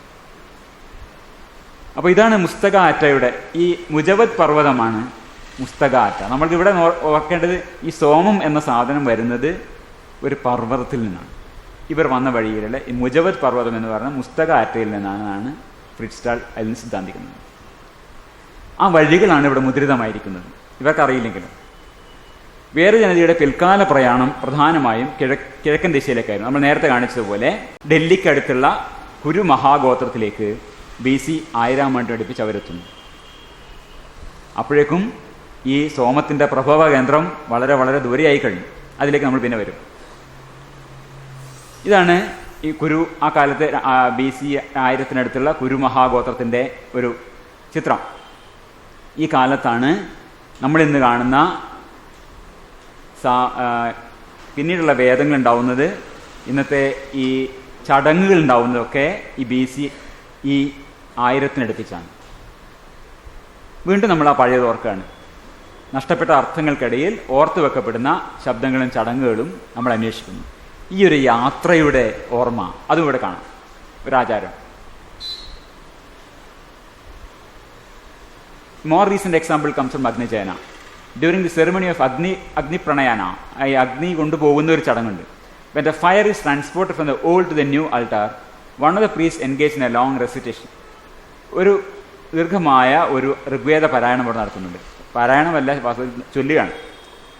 The recitation is of an ancient battle hymn, the song to the irresistible warrior.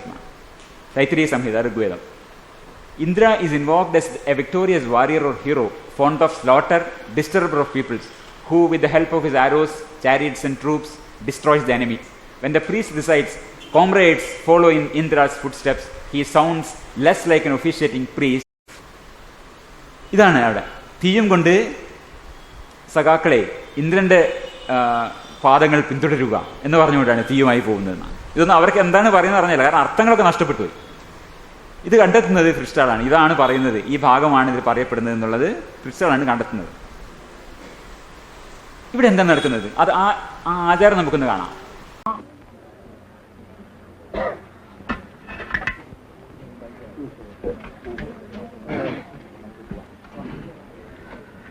ആത്മയേ പ്രണീയമാനായാനുബ്രൂഹി. Fire begins its journey from the world of men to the world of the gods. ഘോഷയാത്ര പോലെ, ജാഥ പോലെ എല്ലാവരും പിന്തുടർന്നു പോകും.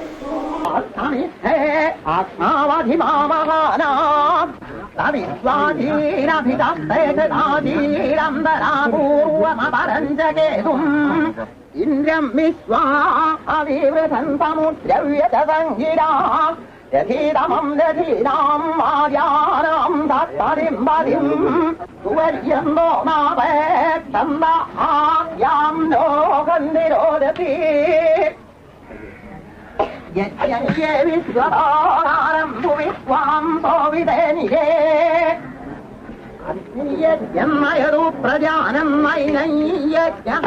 An initial oblation is made to Agni, freshly installed on the altar.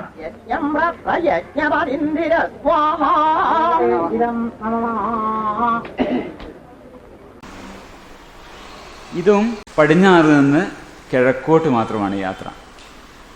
ഇത് പഴയ ആ യാത്രയാണ്. ഋഗ്വേദത്തിൻ്റെ ഭൂമിയായ പഴയ വിശാല പഞ്ചാബിൽ നിന്ന് കുരു പ്രദേശത്തേക്ക് നടത്തിയ യാത്രയാണ്. അതാണ് ഇത് ഓർക്കപ്പെടുന്നത്. ഈ യാത്രയിൽ തീ കൊണ്ടുപോകുന്നുണ്ട്. എല്ലാ ഗോത്ര സമൂഹങ്ങളും പഴയ ഗോത്ര സമൂഹങ്ങൾ ചെയ്തിരുന്ന ഒരു കാര്യമാണിത്.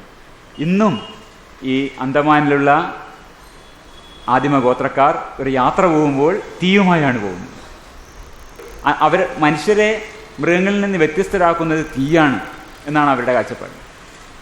ഇന്നും the first thing they think of carrying when the go on a journey, അത് തീയാണ്. The centre round which social life moves എന്നാണ്. അവരുടെ സാമൂഹ്യ ജീവിതം തന്നെ ഈ പഴയ ഗോത്രങ്ങളിൽ തീക്ക് ചുറ്റുമാണ്. അപ്പോൾ തീയുമായാണ് പോകുന്നത്. തീയെ മെരുക്കുക എന്നുള്ളത് ഒരു വലിയ സാങ്കേതിക വിദ്യയാണ് പഴയ ഒരു ഗോത്രത്തെ സംബന്ധിച്ച്. തീ വഹിച്ചു കൊണ്ടുപോകുക എന്നത്, അതാണ് ഈ തീ വഹിച്ചു പടിഞ്ഞാറ് നിന്ന് കിഴക്കോട്ട് പോകുന്നതിൻ്റെ അന്തരാർത്ഥം. അപ്പോൾ ഇതാണ് ഇന്ദ്രന്റെ കാൽപ്പാടുകൾ പിന്തുടരുക എന്ന ഈ പറഞ്ഞുകൊണ്ടുള്ള ഈ യാത്ര പുരാതനമായ ഗോത്രീയ ജനതയുടെ പടിഞ്ഞാറ് നിന്ന് കിഴക്കോട്ടുള്ള പ്രയാണത്തെയാണ് ഇന്ന് അതിൽ ആ ഒരു സിംബോളിക് മീനിങ് ആയി വഹിക്കുന്നത് എന്നാണ് ക്രിസ്റ്റാൾ പറയുന്നത്. ഇനി നമുക്ക് സോമത്തിലേക്ക് പോകാം. സോമവും സോമയാഗവും എന്ന ഭാഗം. സോമയാഗം എന്നതാണ്, സോമരസമാണ് ഇതിൽ പ്രധാനമായ ഹവിസ്സായിട്ട് പ്രധാനമായി നിവേദിക്കപ്പെടുന്ന സാധനം. നേരത്തെ നമ്മൾ പറഞ്ഞു എന്തൊക്കെ ചെയ്യുന്നു. അശുദ്ധി ബാധിക്കാതെ അർഘ്യപാദാദികളുണ്ട്. നമ്മൾ നേരത്തെ വാങ്ങിച്ചത്, ഈ വാങ്ങിച്ചു കൊണ്ടുവന്ന സോമവള്ളി ആർഭാടത്തോടും മന്ത്രത്തോടു കൂടി സോമവള്ളി അഗ്നിശാലകൾ നയിക്കുന്നു. അശുദ്ധി ബാധിക്കാതെ അർഘ്യപാദാദികളുണ്ട് സൽക്കരിച്ച് സോമനീരെടുക്കുന്നവരെ സൂക്ഷിക്കുന്നു. ഈ സോമനീര് അഗ്നിയെ മാധ്യമമാക്കി ദേവന്മാർക്ക് സമർപ്പിക്കുന്നു. ശിഷ്ടമുള്ളത് സദസ്സിലിരുന്ന് കൂട്ടായി മന്ത്രത്തോടെ പാനം ചെയ്യുന്നു. അതാണ് ചടങ്ങ്. സോമം എല്ലാവരും കൂടെ കുടിക്കാനുള്ളതാണ് ആ ഭാഗം.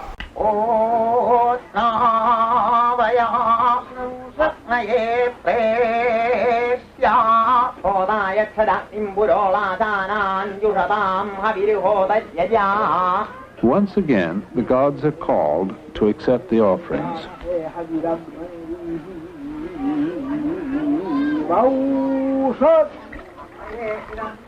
Each priest has his own cup.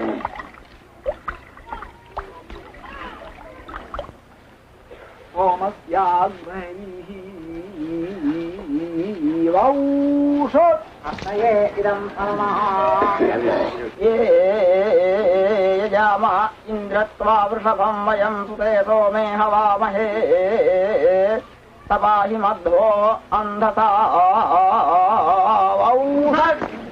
इन्द्राय इदं सममा सोमस्याग्नेवीः वौषट् अग्नये इदं सममा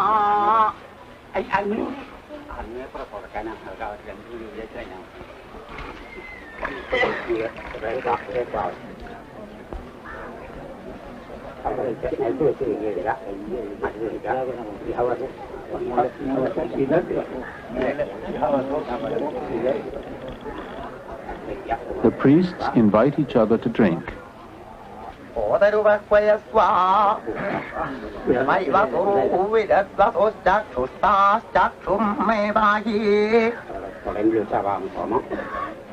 കൂട്ടമായി ഈ സോമനീര് കഴിക്കുക. എന്താണ് ഇതിന്റെ മെച്ചം അവർ കാണുന്നത്? ഇത് പറയുന്നതാണ്, ഞങ്ങൾ മരണമില്ലാത്തവരായി. According to Rigveda, the man who performs Agnishtoma and Adhirata goes up to heaven as a result of drinking Soma.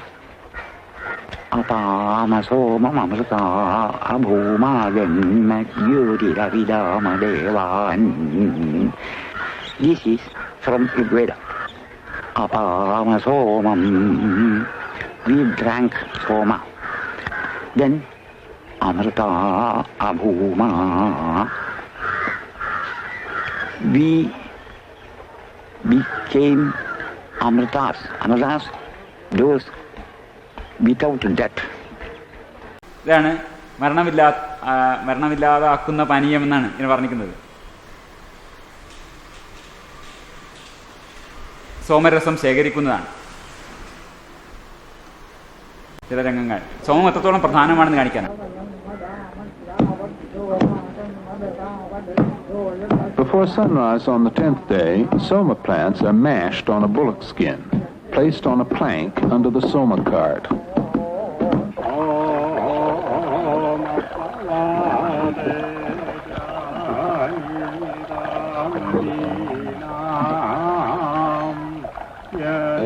The purified soma is celebrated in chants and recitations.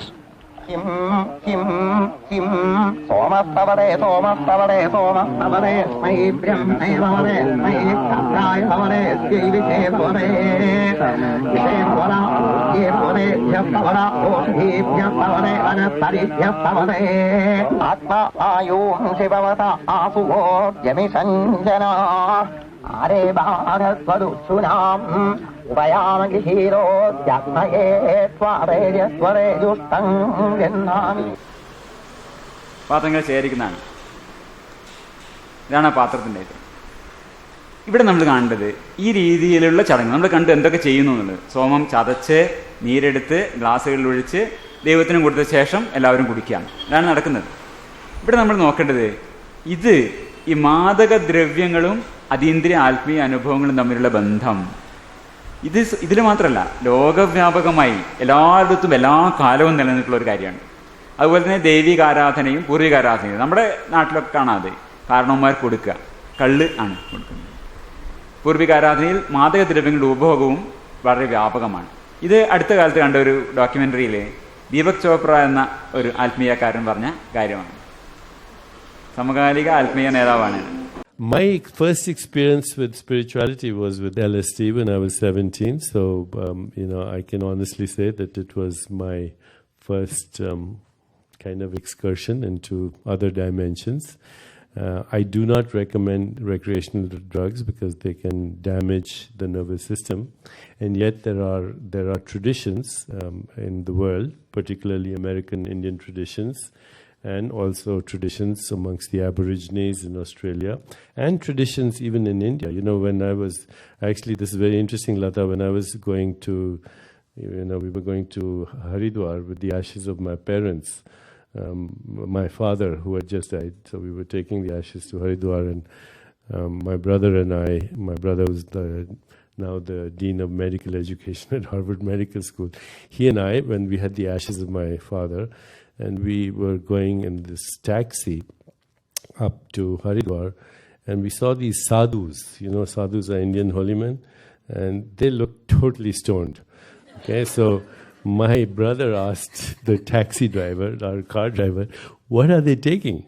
And he said, ganja, sir, ganja. So my brother said, can we get some? He said, no, you have to be enlightened to get it. So even in India, there's a tradition, actually, amongst these swamis, these danda swamis and other sadhus, where they take. But, you know, the people who take those recreational drugs, they're not recreational. They're part of a ritual. And according to anthropologists, when you use these substances that have been used for thousands of years as part of a ritual, under shamanic supervision, they shift you, they trap your energy, they release your energy along certain lines. So, നിങ്ങളുടെ ഊർജത്തെ വേറൊരു തലത്തിലേക്ക് അത് കൊണ്ടുപോകുന്നതാണ് അതിനുള്ള വ്യാഖ്യാനം.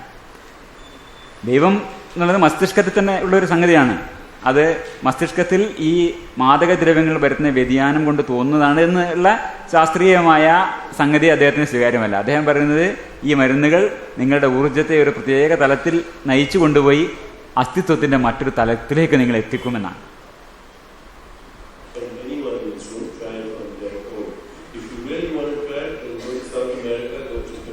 South അമേരിക്കയിലെ പെറുവിൽ ഇന്നും ഉള്ള ഏതെങ്കിലും ഒരു ഷമാനെ പോയി കണ്ടിട്ട് അത് പരീക്ഷിക്കാനാണ് അദ്ദേഹം നിർദ്ദേശിക്കുന്നത്. പറഞ്ഞു വന്നത് അതീന്ദ്രിയ ആത്മീയ അനുഭവങ്ങളും മാദകദ്രവ്യങ്ങളും തമ്മിൽ ബന്ധമുണ്ട്. ഈ മാദകദ്രവ്യങ്ങൾ കഴിക്കുന്നതിലൂടെയാണ് അതീന്ദ്രിയ അനുഭവങ്ങളിലേക്കും ആത്മീയ ലോകത്തേക്കുമൊക്കെ എത്രയോ ഗോത്രങ്ങളിൽ പുരാതന കാലം മുതലേ ആൾക്കാരെത്തിയിട്ടുള്ളത്. അതാണ് ഇവിടെയും സംഭവിക്കുന്നത്. എൻ തിയോജൻ എന്നാണ് പറയുക. Entheogen, generating the divine within, ഒരു psychoactive substance used in a religious shamanic spiritual context. അത് എവിടെയൊക്കെ ഉപയോഗിക്കുന്നുണ്ട്? Transcendence, revelation, meditation, psychedelic and visionary art, psychedelic therapy, മാജിക്കിലൊക്കെ ഉപയോഗിക്കപ്പെടുന്നുണ്ട്. ഇത് സൈക്കഡലിക് അല്ലെങ്കിൽ വിഷണറി ആർട്ട് എന്ന് പറയുന്നതിൻ്റെ ഒരു ഇതാണ്. ഒരു ഷമാൻ വരച്ച ചിത്രങ്ങളാണ് ഇതൊക്കെ. ഈ അയാഹോസ്ക എന്ന് പറയുന്ന മാന്ത്രിക മരുന്ന് ആമസോൺ ഏരിയയിൽ അവർ അത് കഴിച്ച ശേഷം അദ്ദേഹം വരക്കുന്ന ചിത്രങ്ങളാണ് ഈ കാണുന്നത്. അയാഹോസ്ക വിഷൻസ്, അതിൻ്റെ പുസ്തകങ്ങൾ തന്നെയുണ്ട്. ഇയാളുടെ പാബ്ലോ അമരിങ്കോ, പ്ലാന്റ് സ്പിരിറ്റ് ഷമാനിസം ചിത്രങ്ങളാണ് ഇതൊക്കെ. ഈ സ്വാമി അടിച്ചിട്ട് വരക്കുന്ന ചിത്രങ്ങളാണ്. അത് ഒരു തരം. പിന്നെ ഈ കൊക്കോ ഇലകളിൽ കൊക്കൈൻ ഏറ്റവും വ്യാപകമായി ദുരുപയോഗപ്പെടുത്തുന്ന ഒരു മയക്കുമരുന്നാണ്. ഇതും പഴയ മായൻ സംസ്കാരത്തിൻ്റെ മായൻ സംസ്കാരത്തിൽ ഈ കൊക്കോ മരം എന്നതൊരു വിശുദ്ധ മരമാണ്. കൊക്കോ ട്രീ ഒരു സീക്രട്ട് ട്രീ ആയിട്ടാണ് വെച്ചിട്ടുള്ളത്. ഇന്നും അവിടെ ജനങ്ങൾ നമ്മളുടെ വീട്ടിൽ ചവക്കുന്നത് പോലെ കൊക്കോ ഇലകൾ ഈ കൊക്കൈന് വേണ്ടി ചവച്ചുകൊണ്ടിരിക്കും. നമ്മുടെ നേപ്പാളിലെ സാധുക്കൾ, നേപ്പാളിൽ മാത്രമല്ല ഹിമാലയത്തിൻ്റെ ഭാഗങ്ങളിലൊക്കെ തന്നെ ചില്ലം വെച്ച് കഞ്ചാവ്, നേരത്തെ ഞാൻ പറഞ്ഞ പോലെ കഞ്ചാവ് വലിക്കും. അത് ഒരു ശിവനുള്ള ഒരു എന്താ പറയുക, ഒരു ഓഫറിംഗ് ആണ്. അതാണ് പറയുന്നത്. ഇത് നേർച്ച പോലെയാണ്, ആരാധനയുടെ ഭാഗമായിട്ടാണ്. ഇത് കഞ്ചാവ് നേപ്പാളിൽ നിയമവിരുദ്ധമാണ്. പക്ഷേ ഈ സ്വാമിമാർക്ക് വലിക്കാം, ഇതിൻ്റെ ഭാഗമായിട്ട് വലിക്കാം, അമ്പലത്തിൽ വെച്ച് വലിക്കാം. പുകയില ഇതുപോലെ തന്നെ അമേരിക്കൻ ഇന്ത്യൻ ഗോത്രങ്ങളുടെ ഇടയിൽ ഒരു വിശുദ്ധ ചെടിയാണ്. അവരുടെ ദൈവം 3 ചെടികളെയാണ് സൃഷ്ടിച്ചിരിക്കുന്നത്. 1 ഉരുളക്കിഴങ്ങ്, 2 പിന്നെ കോൺ, ചോളം, 3-ാമത്തേത് പുകയില. അതാണ് ദേവി നടന്നിടത്ത് വലത് കൈ കൊണ്ട് സ്പർശിച്ചിടമൊക്കെ ഉരുളക്കിഴങ്ങിലുണ്ടായി. ഇടത് കൈ സ്പർശിച്ചിടത്തൊക്കെ ചോളമുണ്ടായി.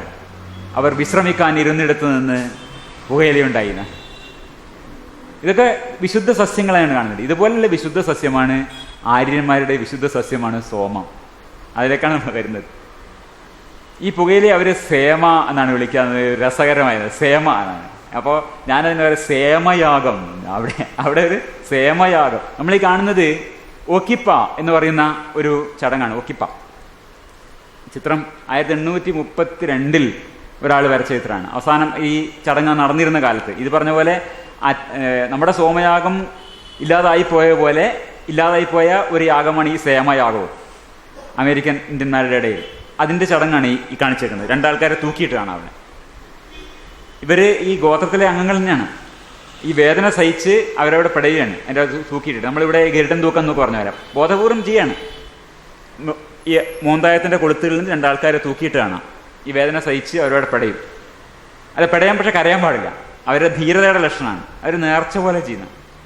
അപ്പം ഭക്ഷണം വളരെ ഒന്നും കഴിക്കില്ല. അധികം ആൾക്കാരും ഭക്ഷണം കഴിക്കാതെ പുകയില വലിക്കുന്നതാണ് അവിടെ. ഈ പുകയില വലിച്ചിരിക്കുന്നത്, പുകയില വലിക്കുന്നതാണ്. വിശുദ്ധമായിട്ടുള്ള ഒരു പൈപ്പുണ്ട്, അത് വലിച്ചുകൊണ്ടിരുന്നോളൂ.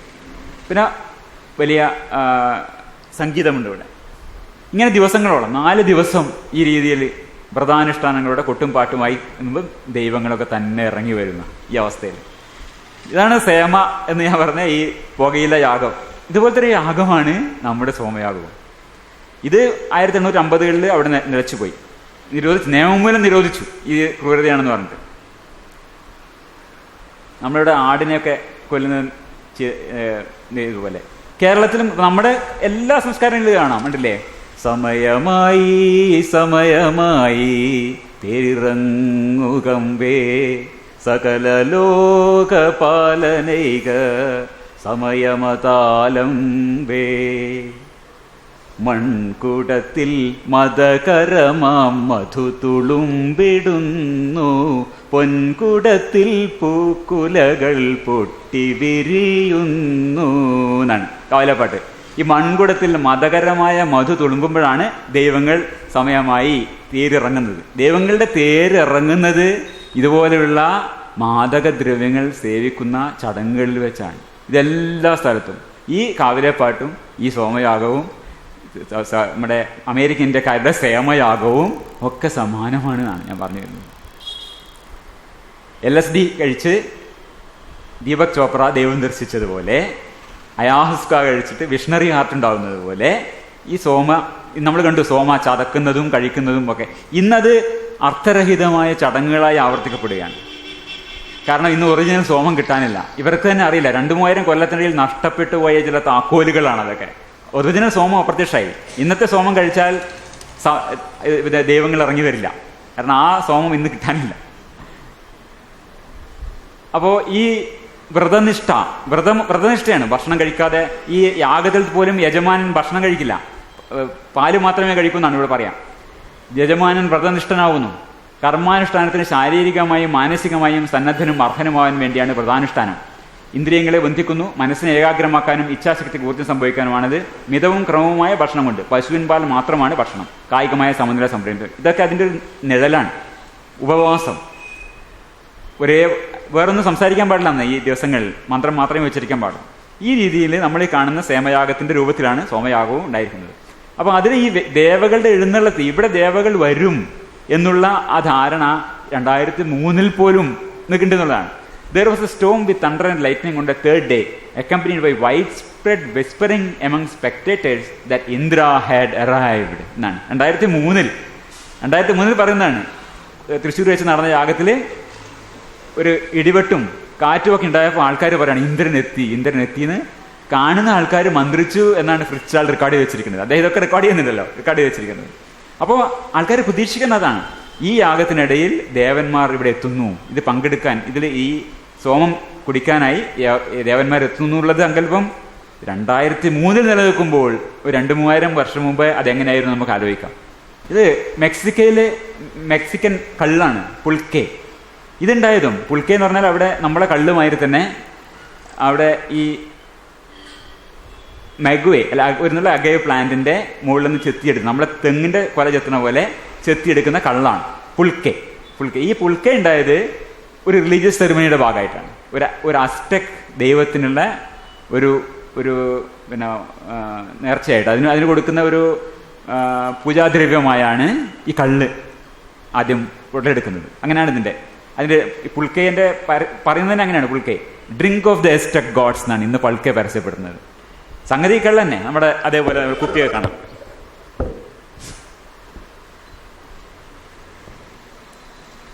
ഇതാണ് പുൽക്കെ, നമ്മുടെ കള്ള് തന്നെ. ഡ്രിങ്ക് ഓഫ് ദി അസ്റ്റക് ഗോഡ്സ് എന്നാണ്, പഴയ അസ്റ്റക് ചിത്രങ്ങളാണ്. ഇത് നമ്മുടെ ദൈവവും കുടിക്കുന്നത് ഇത് തന്നെ. മുത്തപ്പൻ വെള്ളാട്ടം കിണ്ടിയിൽ കുടിക്കുന്നത് കള്ളാണ്.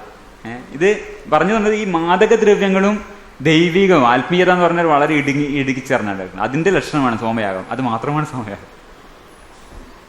ഇത് മുത്തപ്പൻ്റെ കഥയാണ്. പനമരങ്ങളിലെ കള്ള് കണ്ട് ദൈവം ആകൃഷ്ടനായി എന്നാണ് കുന്നത്തൂർ പാടിയത്. അപ്പോൾ എന്നിട്ട് ദൈവം രാത്രി കള്ള് മോഷ്ടിക്കാം. അപ്പം എന്തായി, എന്ന് രാത്രി കള്ള് മോഷണം പോകുന്നതായി ചന്ദൻ എന്ന കള്ളിയെത്തുകാരൻ കണ്ടെത്തുകയും ഇത് പിടിക്കുകയും ചെയ്തു. ഒരു വൃദ്ധന്റെ വേഷത്തിലാണ് ഈ ദൈവം കള്ള് മോഷ്ടിക്കുന്നത്. അദ്ദേഹത്തിനെ അയാൾ അമ്പെയ്ത് കൊല്ലാൻ ശ്രമിക്കുക. അമ്പെയ്തപ്പോഴേക്കും ദൈവത്തിന്റെ നോട്ടം കൊണ്ട് ഇയാൾ ബോധം കെട്ട് താഴെ വീണു. അപ്പോൾ ദൈവത്തോട് തന്റെ ഭർത്താവിനെ രക്ഷിക്കാൻ ഭാര്യ ഓടി വന്ന് പ്രാർത്ഥിച്ച് എന്താണ് കൊടുക്കുന്നത്? പുഴുങ്ങിയ ധാന്യങ്ങളും തേങ്ങാപ്പൂളും ചുട്ട മീനും കള്ളും. യാഗത്തിലോ ചുട്ട ആടും സോമവും. അപ്പൊ ഇതൊരു വ്യത്യാസമില്ല. ഈ ഇതുവരെയും 975 വരെയും ആടിനെ കൊന്നതിന്റെ പവയെടുത്ത് ഇതിലെ വേവിച്ച് അതും ഇവരെ കൂടെ ഭക്ഷിക്കും. അപ്പൊ ഈ ചുട്ട മീനും കള്ളും കൊടുക്കുന്ന മുത്തപ്പന് കൊടുത്തിരുന്ന ഈ കൊടുത്തുകൊണ്ട് ഇന്നും ഏതാണ്ട് കൊടുത്തുകൊണ്ടിരിക്കുന്ന ആ അതേ ഒരു ഗോത്രീയ രീതിയാണ് സോമയാഗത്തിനും സംഭവിക്കുന്നത്. ഇത് 17/2/2014 മാതൃഭൂമിയിൽ വന്ന വാർത്തയാണ്. 2 വാർത്ത ആണ് അവിടെ. അതിലൊന്നിതാണ്, പറശ്ശിനിക്കടവിൽ വിദേശമദ്യം വഴിപാടായി സ്വീകരിക്കുന്നത് നിർത്തി. വിദേശമദ്യം അവിടെ വഴിപാടാണ്. എന്താ ഒന്ന്. രണ്ടാമത്തെ വാർത്ത, പ്രവർഗ്യം ഉപാസത് വേദീകരണം സോമയാഗവേദി മന്ത്രമുഖരം. ഒരേ പേജിലാണ് രണ്ട് വാർത്തയും. ഇത് രണ്ടും ഒരുപോലെയാണെന്നാണ് ഞാൻ പറയുന്നത്. അതായത് എങ്ങനെയാണോ ഈ പറശ്ശിനിക്കടവിൽ മദ്യം ഉപയോഗിക്കുന്നത്, അതുപോലെയാണ് ഈ സോമയാഗം എന്ന സംഗതിയും. ഒരു വ്യത്യാസവുമില്ല. ഇപ്പം മാത്രമാണ് ഈ വിദേശമദ്യം വഴിപാടായി സ്വീകരിക്കുന്നത് നിർത്തുന്നത്. അപ്പോൾ ഇവിടെ കുറച്ച് കാലം മുമ്പ് യഥാർത്ഥ സോമം ലഭ്യമാവാതെ ആവുകയും ഈ സോമയാഗം എന്നത് ഒരു എന്താ പറയുക മദ്യരഹിത യാഗമായി മാറുകയും ചെയ്തത് കുറേ മുമ്പ് സംഭവിച്ചു. സോമം കിട്ടാത്ത കാരണം, മദ്യപ്പിക്കുന്ന സാധനം കിട്ടാതായി കഴിഞ്ഞു. കാരണം മുസ്തക അത്തയിൽ നിന്നും മുജവത് പർവ്വതത്തിൽ നിന്നൊക്കെ അവർ വിട്ട് കുറേ പോയി. ഈ അവിടെ നിന്ന് പിന്നെയും പോന്നു. എത്രയോ ആയിരക്കണക്കിന് നാഴിക താണ്ടി കേരളത്തിലേക്ക് എത്തിക്കഴിഞ്ഞു. എന്താണ് യഥാർത്ഥത്തിലുള്ള സോമം എന്നത് ഇതിനിടയിൽ മറന്നു തന്നെ പോയി. 2,000-3,000 കൊല്ലം കൊണ്ട് അങ്ങനെ സംഭവിക്കാം. ക്ഷേത്രത്തിൽ അടിയന്തരത്തിന് പ്രധാനമായും കള്ളാണ്. ക്ഷേത്രത്തിൽ അടിയന്തരത്തിന് കള്ളാണ് പ്രധാനമായും ഉപയോഗിക്കുന്നത്.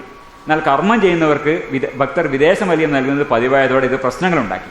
കർമ്മശുദ്ധിക്കും അടിയന്തരത്തിനും കൃത്യനിഷ്ഠ പാലിക്കേണ്ടതിനാൽ വിദേശമദ്യം വഴിപാടായി ചെയ്യുന്നത് നിർത്തുന്നു എന്നാണ് ട്രസ്റ്റിയുടെ വിശദീകരണം.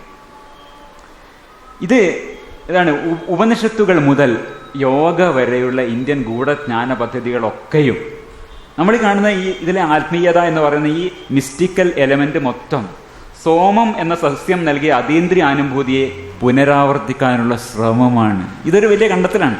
നമ്മൾ ഈ ഋഗ്വേദം എടുത്താൽ പേജുകൾ പരന്നു കിടക്കുന്നുണ്ട്. സോമത്തിന്റെ നിർമ്മാണം, അതിനെ ചതക്കുന്ന കാര്യം, അതിനെ അരിക്കുന്ന കാര്യം, അതിന്റെ വർണ്ണനകൾ. സോമമാണ് വാസ്തവത്തിൽ ഋഗ്വേദത്തിന്റെ ഒരു കേന്ദ്ര ബിന്ദു തന്നെ പറയാം. അതാണ് വളരെ വിശദമായി ഇങ്ങനെ 9ാം മണ്ഡലം മാത്രമല്ല അതിനപ്പുറവും ഇപ്പുറവും ഒക്കെ ഈ സോമത്തെ കേന്ദ്രീകരിച്ചുകൊണ്ടുള്ള വർണ്ണനകളാണ്. അപ്പോൾ ഇത് ഒരു ഇൻഡോളജിസ്റ്റ് പറഞ്ഞിട്ട് കാര്യമാണ്. സോമ എന്ന് പറഞ്ഞത് ഉപനിഷത്തുകൾ മുതൽ യോഗ വരെയുള്ള ഇന്ത്യൻ ഗൂഢജ്ഞാന പദ്ധതികളൊക്കെയും കേവലം ഈ ഋഗ്വേദ അനുഭൂതി, ഋഗ്വേദ കവികൾ ആവിഷ്കരിച്ചിരിക്കുന്ന ആ അഭൗമ അനുഭൂതി, സോമം എന്ന ഈ അഭൗമ ദ്രവ്യം നൽകുന്ന സോമം എന്ന ദേവത, ഇത് 3 അർത്ഥത്തിലും പ്രയോഗിക്കുന്നുണ്ട്. സോമം എന്ന ചെടി, സോമം എന്ന ദേവത, സോമം എന്ന ആ ദ്രാവകം, ഇതൊക്കെ നൽകിയിരുന്ന ആ അതീന്ദ്രിയ ദൈവിക ആത്മീയ അനുഭൂതിക്കുള്ള പകരം വെപ്പാണ് ഇന്ത്യൻ മതത്തിൽ നടന്നിട്ടുള്ള ഉപനിഷത്തുകൾ മുതൽ യോഗ വരെയുള്ള എല്ലാ ഗൂഢജ്ഞാന പദ്ധതികളും എന്നാണ് പറയുന്നത്. അതുകൊണ്ട് തന്നെ ഈ ചെടിയുടെ ഐഡന്റിറ്റിയുമായി, സ്വത്വവുമായി ബന്ധപ്പെട്ട് കിടക്കുന്നു ഈ ഇന്ത്യൻ മതത്തിന്റെ മിസ്റ്റിക്കൽ വശം മൊത്തവും. അപ്പോൾ ഈ സോമം യഥാർത്ഥത്തിൽ എന്താണ്? അതാണ് നമ്മൾ അന്വേഷിക്കുന്നത്. സോമയാഗത്തിൽ നിന്നുള്ള സൂചനകൾ എന്തൊക്കെയാണ്? ഫ്രിറ്റ്സ് സ്റ്റാൾ കണ്ടെത്തിയത്. സോമലതയെ രാജോചിതമായ വിധത്തിലൊരു സിംഹാസനത്തിൽ വെക്കുന്നു. ആപ്യായനം എന്ന ചടങ്ങുണ്ട്, അത് നമുക്ക് കാണാം. ചടങ്ങ് ഓരോ പുരോഹിതന്മാരെയും സോമലതയിൽ മന്ത്രങ്ങൾ തളിക്കുന്നു, വെള്ളം തളിക്കുന്ന പോലെ മന്ത്രങ്ങൾ തളിക്കുന്നു. തൈത്തരീയ സംഹിതയിൽ നിന്നുള്ള ഈ മന്ത്രമാണ് ചൊല്ലുന്നത്. ഈ മന്ത്രം നമുക്ക് കേൾക്കാം. കാണ്ഡം കാണ്ഡമായി നീ വീർത്തു വരിക ഹേ സോമദേവ, അപൂർവ ധനങ്ങൾക്കുടമയായ ഇന്ദ്രന് വേണ്ടി. ഇന്ദ്രന് പ്രിയപ്പെട്ട പാനീയമാണ് സോമ. ഇന്ദ്രൻ സോമം കുടിക്കുകയും സോമം വിസർജിക്കുകയും ചെയ്യുന്നതാണ്. ഇന്ദ്രന്റെ മൂത്രം സോമമാണെന്നാണ്. ഇന്ദ്രൻ നിനക്കായി വികസിക്കട്ടെ, നീ ഇന്ദ്രന് വേണ്ടി വികസിക്കട്ടെ, നിന്റെ മിത്രങ്ങൾ നേട്ടങ്ങളും വിവേകം കൊണ്ട് വികസിക്കട്ടെ, എൻ്റെ ഭാഗ്യത്താൽ എനിക്ക് നിന്നെ മർദ്ദിക്കാൻ സാധിക്കട്ടെ ഹേ സോമദേവ. ഇതൊന്നും അർത്ഥം അറിഞ്ഞല്ല സോമയാഗത്തിൽ ആവർത്തിക്കപ്പെടുന്നത്. ഇതൊക്കെ ടേപ്പ് ചെയ്ത് കൊണ്ടുപോയി സായിപ്പ് അതിന് മുകളിൽ മെനക്കെട്ടിരുന്നിട്ട് ഇതെന്താണ് കണ്ടുപിടിച്ചതാണ്, ഇതാണ് പറയുന്നത്, എന്നിട്ടാണ് അർത്ഥം മനസ്സിലാക്കുന്നത്. ആപ്യായനം ഇതാണ് അതിൻ്റെ ആ ടെക്സ്റ്റ് എന്നുള്ള ഒറിജിനൽ ഭാഗമാണിത്, അദ്ദേഹത്തിൻ്റെ പേപ്പറിൽ നിന്നുള്ള ഒറിജിനൽ ഭാഗം. Stalk by stalk you may swell god Soma. നമുക്കിതൊന്നും സംസ്കൃതം പഠിച്ചിട്ടൊന്നും മനസ്സിലാവില്ല. നമുക്ക് നാരായണ ഗുരു പറഞ്ഞ പോലെ നമുക്ക് സന്യാസം തന്നത് ബ്രിട്ടീഷുകാരാണെന്ന് പറഞ്ഞ പോലെ ഇവർ പറഞ്ഞു തന്നിട്ട് നമുക്ക് മനസ്സിലാവുന്നത്. അല്ലെങ്കിൽ ഈ കള്ളന്മാരൊന്നും നമുക്ക് പറഞ്ഞു തരില്ല, അവർക്കറിയണ്ടേ. നമ്മൾ നേരത്തെ കണ്ടതിൻ്റെ തുടർച്ചയാണ്. സോമം വാങ്ങിച്ചു കൊണ്ടുവന്ന് സിംഹാസനം എന്നൊക്കെ പറയുമ്പോൾ ഇത്രയേ ഉള്ളൂ സിംഹാസനം. കഥകളിയിലെ സിംഹാസനം ഒരലാണ് എന്ന പോലെ ഇവിടെ 4 എണ്ണം വെച്ച് കെട്ടി ഇതിനാണ് സിംഹാസനം എന്നൊക്കെ വിളിക്കുന്നത്.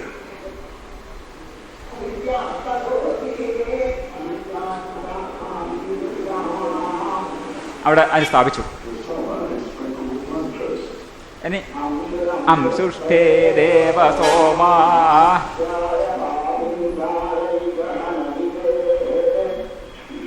അയാൾ കഴിഞ്ഞ് അടുത്ത ആൾ വന്ന് ഇതന്നെ ആവർത്തിക്കും.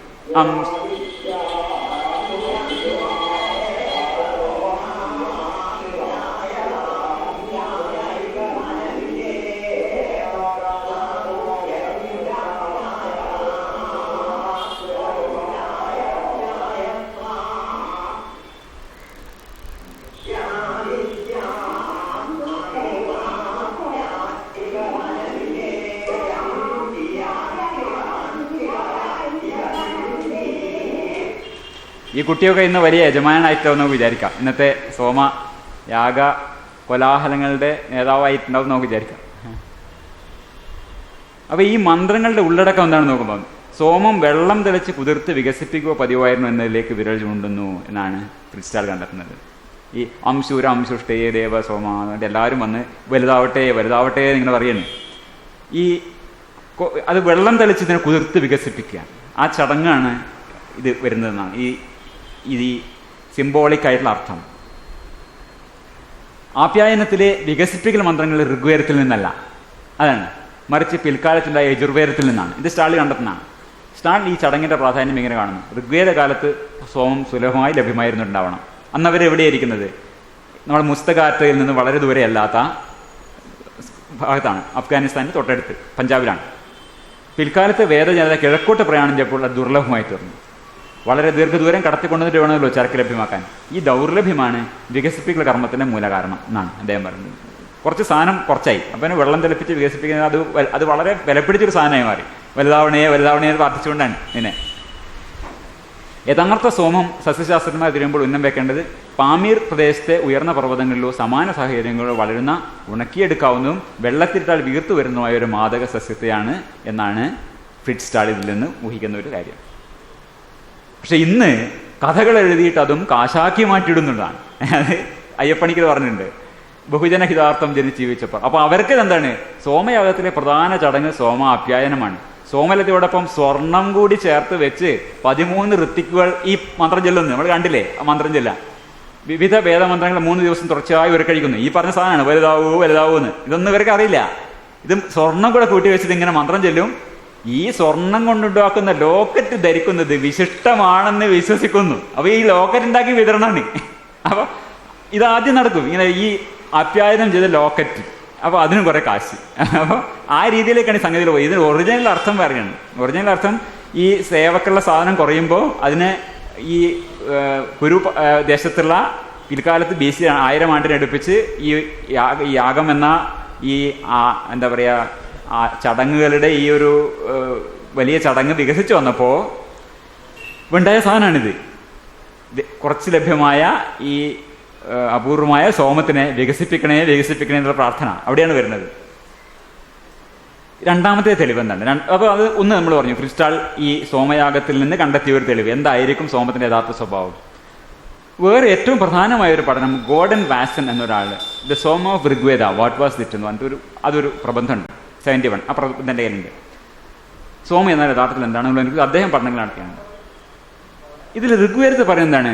വേരുകൾ, ഇലകൾ, ശാഖകൾ, പൂക്കൾ, ഫലങ്ങൾ ഇതൊന്നുമില്ലാത്ത ഒരു സസ്യമാണ്. ഇതാണ് ഈ ഋഗ്വേദം വായിച്ചത്. ഇതിനെക്കുറിച്ച് ഋഗ്വേദത്തിൽ ഒന്നും പറയുന്നില്ല. അതിൻ്റെ വേരുകളെക്കുറിച്ച് പറയുന്നില്ല, അതിൻ്റെ ഇലകളെക്കുറിച്ച് പറയുന്നില്ല, അതിൻ്റെ ശാഖകളെക്കുറിച്ചോ പൂക്കളെക്കുറിച്ചോ ഫലങ്ങളെക്കുറിച്ചോ ഒന്നും പറയുന്നില്ല. അപ്പോൾ ഇതൊന്നും ഇല്ലാത്തൊരു സസ്യമായിരിക്കണം. ഇതാണെന്നാണ് അമാനിറ്റ മസ്കാരിയ എന്ന് പറയുന്ന ഒരു കൂണാണ് യഥാർത്ഥത്തിൽ സോമം എന്നാണ് വാസൻ പറയുന്നത്. അത് ഉയർന്ന പ്രദേശങ്ങളിൽ വളരുന്ന സാധനമാണ്. Soma grew in the mountain heights. Wild mushrooms ധാരാളമായി വളരുന്ന സ്ഥലം. ഇത് the mushroom of the Siberian shaman എന്നാണ്. നമ്മൾ കണ്ടു സൈബീരിയയിൽ നിന്നാണ് തുടക്കം. ആ ഭാഗത്ത് സമൃദ്ധമായി ഉപയോഗിച്ചിരുന്ന ഒരു മാദക ദ്രവ്യമാണ് ഈ അമാനിറ്റ മസ്കാരിയ എന്ന് പറയുന്ന കുൺ. ഇത് ഋഗ്വേദത്തിലെ ചില സോമ വിവരണങ്ങൾ എങ്ങനെ അമാനിറ്റ മസ്കാരിയുമായി യോജിച്ചു പോകുന്നു എന്ന് വാസന്റെ പ്രബന്ധത്തിൽ വന്നത് അതേപോലെ ഞാൻ കോപ്പി ചെയ്ത് വെച്ചിരിക്കണം. ആ ചിത്രങ്ങളും ആ പ്രബന്ധത്തിലുള്ളതാണ്. കണ്ണ് സൂര്യനാണ് എന്നാണ്. The single eye Soma has for eye the sun എന്നാണ്. ആ കണ്ണ ഒറ്റ കണ്ണ്, അത് സൂര്യനെ പോലെയുള്ള കണ്ണാണ്. അത് കാണാം നമുക്കവിടെ ആ ചിത്രം. ഇതാണ് സൂര്യനെ പോലെയുള്ള കണ്ണ് എന്ന് പറഞ്ഞാൽ അമാനിറ്റ മസ്കാരിയ കൂണിന്റെ ഒരു പ്രധാന സവിശേഷത അതിന്റെ ചുവപ്പ് നിറമാണ്. ഒരു വെളുത്ത പന്ത് പോലെ അത് കാണാം നമുക്ക്. ആദ്യം ഉണർന്ന് പൊങ്ങി വരുമ്പോൾ സൂര്യൻ ഉദിക്കുന്നത് പോലെ ഒരു വെളുത്ത പന്ത് പോലെയാണ് പൊങ്ങി വരിക. മണ്ണിൽ നിന്ന് ഉയർന്നു വരുന്ന ഈ കൂണ് വേഗത്തിൽ വലിപ്പം വെച്ച് അതിന്റെ വെളുത്ത വസ്ത്രം പൊട്ടിച്ചു കളയുന്നു. ചുവന്ന മകുടത്തിന് മുകളിൽ ഈ വെളുത്ത ഭാഗത്തിന്റെ അവശിഷ്ടങ്ങൾ പറ്റി പിടിച്ചു നിൽക്കുന്നത് കാണാം. അതുകൊണ്ടാണ് തുകൽ കാളയുടേത്, വസ്ത്രം ചെമ്മരിയാടിൻ്റെത് എന്നൊക്കെ പറയുന്നത്. ഇത് ഋഗ്വേദത്തിലുള്ള ഒരു വർണ്ണനാണ്. Red skin of Soma shows through the woolly tufts of the envelope എന്ന് പറഞ്ഞല്ലോ, ഒരു വെളുത്ത ആവരണത്തിലൂടെ അത് പുറത്തു വരുന്നത്. അതുകൊണ്ടാണ് ചെമ്മരിയാടിൻ്റെ വേഷം ധരിച്ച കാളയുടെ തുകലുള്ള എന്നൊക്കെയുള്ള വർണ്ണന വരുന്നതെന്നാണ് വാസൻ പറയുന്നത്. അഗ്നി, സൂര്യ ബിംബങ്ങൾ സമൃദ്ധമായി ഈ സോമയെ വിവരിക്കാൻ വേണ്ടി ഉപയോഗിച്ചത് കാണാം. എന്തുകൊണ്ടാണ്? Not only is the parallel with the sun revealed in the red or reddish silver cap but a white stud suggest sun's rays. സൂര്യന്റെ രശ്മികൾ പോലെയാണിത് ഈ വെളുത്ത കുത്തുകൾ. അതുകൊണ്ടാണ് സൂര്യ ഉപമ. പിന്നെ ആകാശത്തിന്റെ സ്തംഭം, the pillar of the sky, അത് ചിത്രം കണ്ടാൽ തന്നെ മനസ്സിലാവും. പില്ലർ ഓഫ് ദ സ്കൈ എന്ന് പറയുന്നത് കൊണ്ടാണ് ഇങ്ങനെ ഒരു ചക്രവാളം, കുടനികൃത്തി ചക്രവാളം പോലെ അതിന് മുകളിലൊരു തൂണും. Pillar of the sky. ഇതൊക്കെ കവികളുടെ രചനകളാണ്. ആ കാവ്യബിംബങ്ങളിൽ നിന്ന് കണ്ടെത്താവുന്ന രൂപം ഈ ഒരു അമാനിറ്റ മസ്കാരിയ എന്ന് പറയുന്ന സൈബീരിയൻ ഷമാനികൾ ഉപയോഗിച്ചു വരുന്ന മാദക സസ്യത്തിൻ്റെ എന്നാണ് ഫ്രിറ്റ്സ്റ്റാളും വാസനാണത് ആദ്യം പറയുന്നത്. പകലിൽ ഹരിവർണം, രാത്രിയിൽ രജത ശുഭ്രം. By night silvery white, by day he appears hari colour. ഇതുകൊണ്ടാണ് കളർ. ആ രാത്രിയും പകലും അദ്ദേഹം ഒരേ ഇതിൻ്റെ ഫോട്ടോ എടുത്ത് കാണാം. നിലാവുള്ള സമയത്ത് ഇങ്ങനെയാണ് കാണുക. അതാണ് രാത്രിയിൽ രജതവർണം എന്ന് പറയുന്നത്, രജത ശുഭ്രം എന്ന് പറയുന്നത്. ഈ അമാനിറ്റ മസ്കാരിയ ബിർച്ച് മരങ്ങളുടെ അടുത്ത് ഉണ്ടാവുക. അതിൻ്റെ വേരുകളുമായി ഒരു സിംബയോസിസിലാണ് ജീവിക്കുന്നത്. ഈ അമാനിറ്റ കൂൺ എന്നത് പടിഞ്ഞാറൻ യൂറോപ്പ് മുതൽ സൈബീരിയ വരെയുള്ള തണുത്ത പ്രദേശങ്ങളിലെ ബിർച്ച് വനങ്ങളിൽ കാണപ്പെടുന്നു. അവിടെ ആൾട്ടിറ്റ്യൂഡ് അത്ര ഉയരത്തിലാണ്. അവിടെ സമതലത്തിൽ തന്നെ കാണാം. കുറെ കൂടി തെക്കോട്ട് പോന്നാൽ പിന്നെയും നമ്മളൊരു 1000 കൊല്ലത്തെ കണക്കാണ് പറയുന്നത്. താഴോട്ട് വന്നാൽ ഇൻഡോ ആര്യൻ ഭാഷക്കാരുടെ പ്രയാണ വഴിയിൽ ഹിന്ദുക്കുഷ്, ഹിമാലയ പ്രദേശങ്ങളിൽ ഉയർന്ന മലമ്പ്രദേശങ്ങളിൽ മാത്രമേ വരൂ. മേലോട്ട് മേലെ ഉയർന്ന ആൾട്ടിറ്റ്യൂഡ്, ഇവിടെയൊക്കെ സമതലങ്ങളിൽ തന്നെ കാണും. താഴോട്ട് വരുമ്പോഴേക്കും അത്രയും ഓൾട്ടിറ്റ്യൂഡ് വേണമെങ്കിൽ പർവ്വതങ്ങളിലേക്ക് പോകണം. അവിടെ മാത്രമാണ് അമാനിറ്റ മസ്കാരിയ കാണുക. ഇവരുടെ ഓർമ്മകൾ ഈ മുജാബത്ത് പർവ്വതത്തിൽ നിന്നാവുന്നത് ആ സൈബീരിയൻ ഓർമ്മകൾ കഴിഞ്ഞ ശേഷമാണ് വരുന്നത്. സൈബീരിയയിലൊക്കെ ഇന്നും അത് സമതലങ്ങളിൽ തന്നെ ലഭ്യമാണ്. അവരുടെ കസിന്മാർക്ക് സോമം വളരുന്നത് മലകളിലാണ് എന്ന് ഋഗ്വേദ കവികൾ പറയും. അപ്പോൾ ഇത് സൈബീരിയയിൽ ഇത് കണ്ടെത്തുക, അങ്ങനെയുണ്ടല്ലോ, കണ്ടെത്തുക എന്ന് പറഞ്ഞാൽ മറ്റുള്ളവർ അറിയുന്നത് 1730-ലാണ്. ഇപ്പം ഈ സൈബീരിയയിലുള്ള പല പല ഗോത്രങ്ങളും പേര് പറഞ്ഞിട്ടുണ്ട്. ഈ ഗോത്രങ്ങളൊക്കെ ഈ അമാനിറ്റ മസ്കാരിയെ ഒരു മാദകദ്രവ്യമായി ഉപയോഗിക്കുന്നുണ്ടെന്നത് 1730-ലാണ് പുറം ലോകം അറിയുന്നത്. ചുക്ചി എന്ന് പറഞ്ഞിട്ടുള്ള ട്രൈബാണ്. കൊരിയാക്ക് എന്ന് പറഞ്ഞാൽ ഇവരൊക്കെ ഈ തരേണ്ട ഗോത്രങ്ങളൊക്കെ ആ സൈബീരിയൻ ഏരിയയിൽ താമസിക്കുന്ന ഗോത്രങ്ങളൊക്കെ അവർക്ക് വേറൊരു മാദകദ്രവ്യം അറിയില്ല. അവിടെ മദ്യമില്ല, ആൽക്കഹോളൊന്നുമില്ല, അവിടെ ഈ പുളിപ്പിക്കുന്ന ഇതേയില്ല. അവരുടെ ഏക മാദകദ്രവ്യം എന്ന് പറഞ്ഞത് ഈ കൂണാണ്. ഈ Siberians ingest the mushroom alone, either sun-dried or toasted slowly over the fire, or they may take it in reindeer milk or with juice of wild plants. നമ്മുടെ സോമം വെള്ളത്തിലും പാലിലും എടുക്കാമെന്നാണ് ഈ ഋഗ്വേദത്തിൽ പറയാം. ആദ്യം വെള്ളം കൊണ്ട് കറച്ചെടുക്കും, അപ്പോൾ രൂക്ഷമാണ് അതിൻ്റെ രുചി. പിന്നെ പാലുകൊണ്ട് രണ്ടാമത് എടുക്കുന്നത് പാലുകൊണ്ടാണ്, അത് സൗമ്യമാവും എന്നാണ് പറയുന്നത്. അപ്പോൾ ഇവിടെ ചെയ്യുക റെയിൻഡിയർ മിൽക്കിലാണ് ഉപയോഗിക്കുന്നത്. ഇവിടെ കാണുന്ന രസകരമായൊരു പ്രാക്ടീസ് എന്ന് വെച്ചാൽ ഈ അവിടുത്തെ ഗോത്രവർഗ്ഗക്കാർ ഈ സോമം നമ്മളെന്ന് പറയുന്നത് ഈ അമാനിട്ട കഴിച്ചവരുടെ മൂത്രം കുടിക്കും.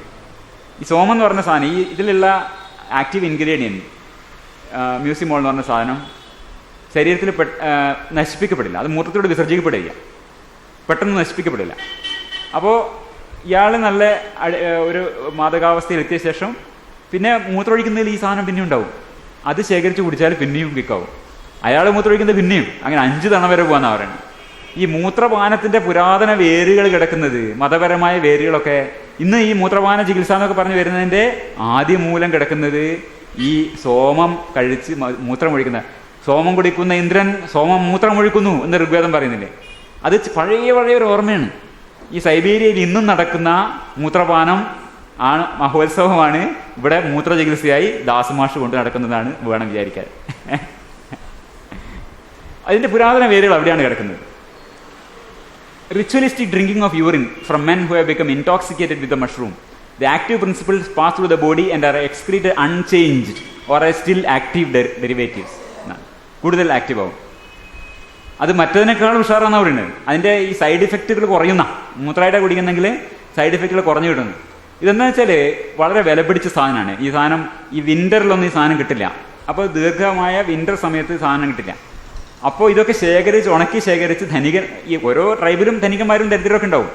അപ്പോൾ അവിടെ അവരുടെ ഈ അവർ ശേഖരിച്ച് വെച്ച ഒരു വീട്ടിലിങ്ങനെ ഈ സൽക്കാരം, ഷമാന്മാരും ഒക്കെ സൽക്കാരം നടന്നു കഴിഞ്ഞ് ഈ അമാനിറ്റ മസ്കാരിയൊക്കെ വളരെ ഈ സോമം നമ്മൾ പറയുന്ന ഈ കൂണ് ആചാരപൂർവ്വമൊക്കെ സേവിച്ച് കഴിഞ്ഞിട്ട് മൂത്രമൊഴിക്കാൻ പുറത്ത് വരുമ്പോൾ പാവങ്ങൾ പാത്രവുമായി കാത്തിരിക്കും, ഈ മൂത്രം പിടിച്ചിട്ട് കുടിക്കും.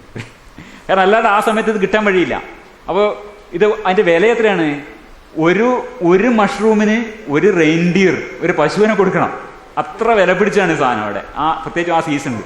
അപ്പോൾ പാവങ്ങൾക്ക് ഇത് അഫോർഡ് ചെയ്യാൻ ഒരു മാർഗ്ഗമില്ല. അപ്പോൾ അവർ ഈ മൂത്രം വാങ്ങിച്ചു കുടിക്കുന്ന.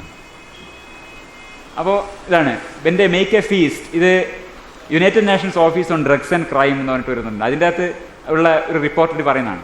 ഈ നമ്മളതിൻ്റെ കൊരിയാക്ക് എന്ന് പറഞ്ഞ ആ ഒരു ഗോത്രവർഗ്ഗം നമ്മൾ കണ്ടില്ലേ, അതിനെക്കുറിച്ച് പറയുകയാണ്.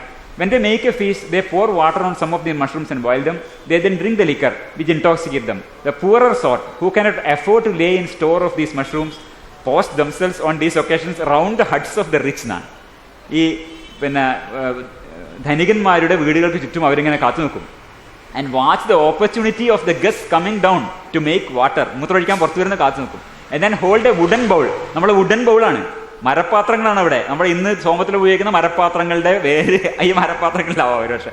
മരപ്പാത്രങ്ങൾ മാത്രമാണ് അവർ ഉപയോഗിക്കുന്ന അർത്ഥം. ഇന്നും മരപ്പാത്രങ്ങൾ മാത്രമേ സോമയാഗത്തിന് ഉപയോഗിക്കൂ. പഴയ ഓർമ്മകളാണ്.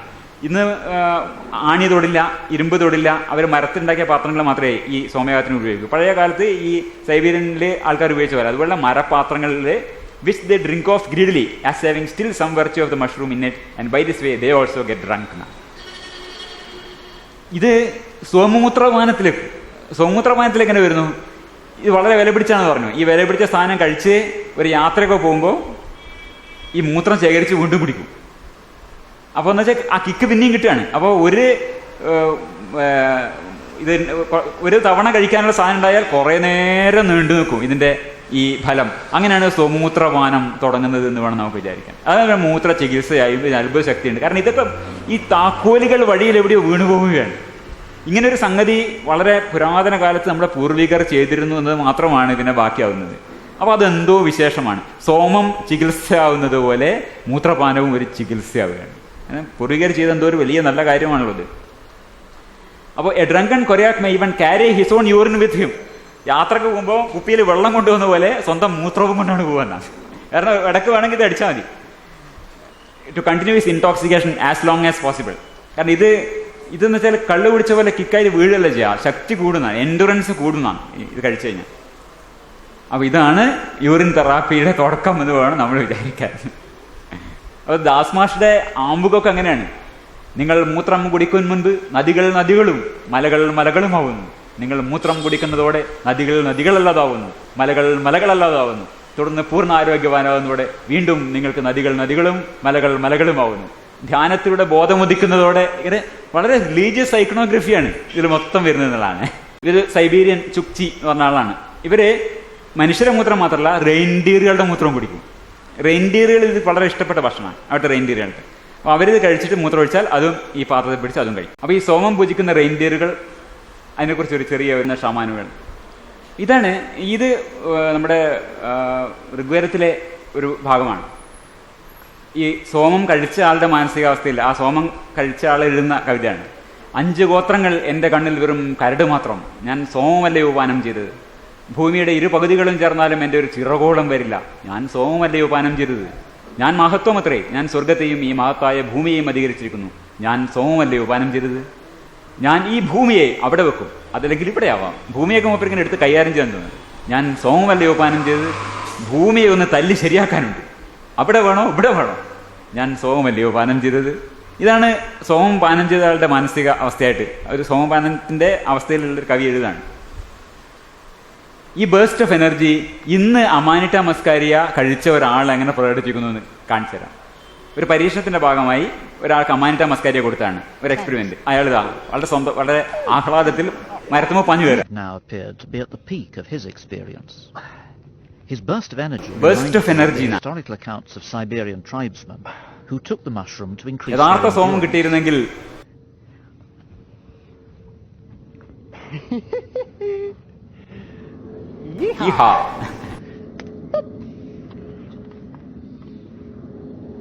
Oh, this tree doesn't go a lot higher.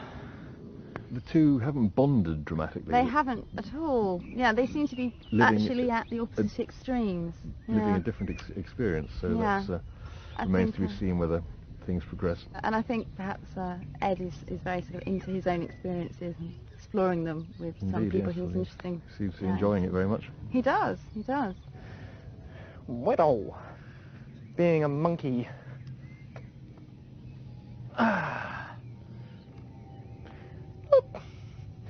Where are my footfolds? Or footholds? Ed's exuberant activity was puzzling. GABA has a predominantly sedative effect. So now Joe and Cosmo had to reassess their earlier theories. How does that feel? It feels great, eh? I mean, I can feel the trees swaying around below me. That's quite a nice feeling. ഇതാണ് യഥാർത്ഥ സോമം കഴിച്ചയാളുടെ അവസ്ഥ. അത് ഋഗ്വേദ കവികളുടെ അതേ അവസ്ഥയാണ് ഇന്ന് സോമം കഴിച്ച പലരും. ശരിക്കുള്ള സോമം കഴിക്കുകയാണെങ്കിൽ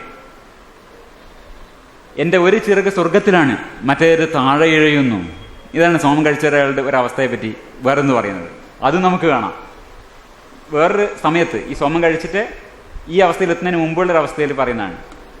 ശ്രദ്ധിക്കുക കേൾക്കാം. It's almost like I'm രണ്ടാളാണെന്ന് എനിക്ക് തോന്നുന്നത്. one person that's completely sober, you know, and he's ഒരു ഭാഗം സോബർ ആയിരിക്കും. talking to you as I was talking to you sort of half an hour ago before I took anything. But the other half sort of completely different, sort of very speedy, sort of heightened energy, you know, moving around.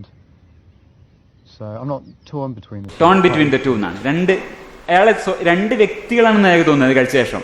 ഒരു ഭാഗം വളരെ സോബറായിരിക്കുന്നു, മറ്റേ ഭാഗം വളരെ ഊർജിതമായും വളരെ ആവേശത്തോടെ ഇരിക്കുന്നു. എൻ്റെ ഒരു ചിറക് സ്വർഗത്തിലാണ്, മറ്റേത് താഴെ എഴുതുന്നു എന്ന ഋഗ്വേദ കവിത വരുന്നത് ഇവിടെയാണ്. ഞാൻ സോമമല്ലയോ പാനം ചെയ്തത്. ഇതാണ് ഇതാണ് വേറൊരു തെളിവ് വാസൻ പറയുന്നത്. സോമം കുടിച്ച് സോമം മൂത്രമായി ഒഴിക്കുന്നു ഋഗ്വേദത്തിലെ ഇതിനെ നമ്മൾ പറഞ്ഞു. അതും ഈ ഒരു മൂത്ര പാനവുമായി ബന്ധപ്പെട്ടു എന്നാണ് വാസൻ പറയുന്നത്. അതിൽ വളരെയധികം തെളിവുകളില്ല. മ്യൂസിമോൾ എന്ന ഒരു രാസവസ്തുവാണ് ഈ സോമത്തിൻ്റെ, അതായത് നമ്മുടെ അമാനിറ്റ മസ്കാരിയയുടെ മാദകദ്രവ്യം യഥാർത്ഥത്തിൽ. അതിൽ ഐബോട്ടനിക് ആസിഡ് എന്നൊരു സാധനമുണ്ട്. അത് പ്രോഡ്രഗാണ്. അത് നമ്മൾ കഴിച്ചു കഴിയുമ്പോഴോ അല്ലെങ്കിൽ ഉണക്കിയാൽ തന്നെയോ വീണ്ടും മ്യൂസിമോളായി മാറും. ഇന്ന് ഇതാണ് മുസ്തക ആറ്റ പർവ്വതത്തിലെ അമാൻറ്റയ്ക്ക് പകരം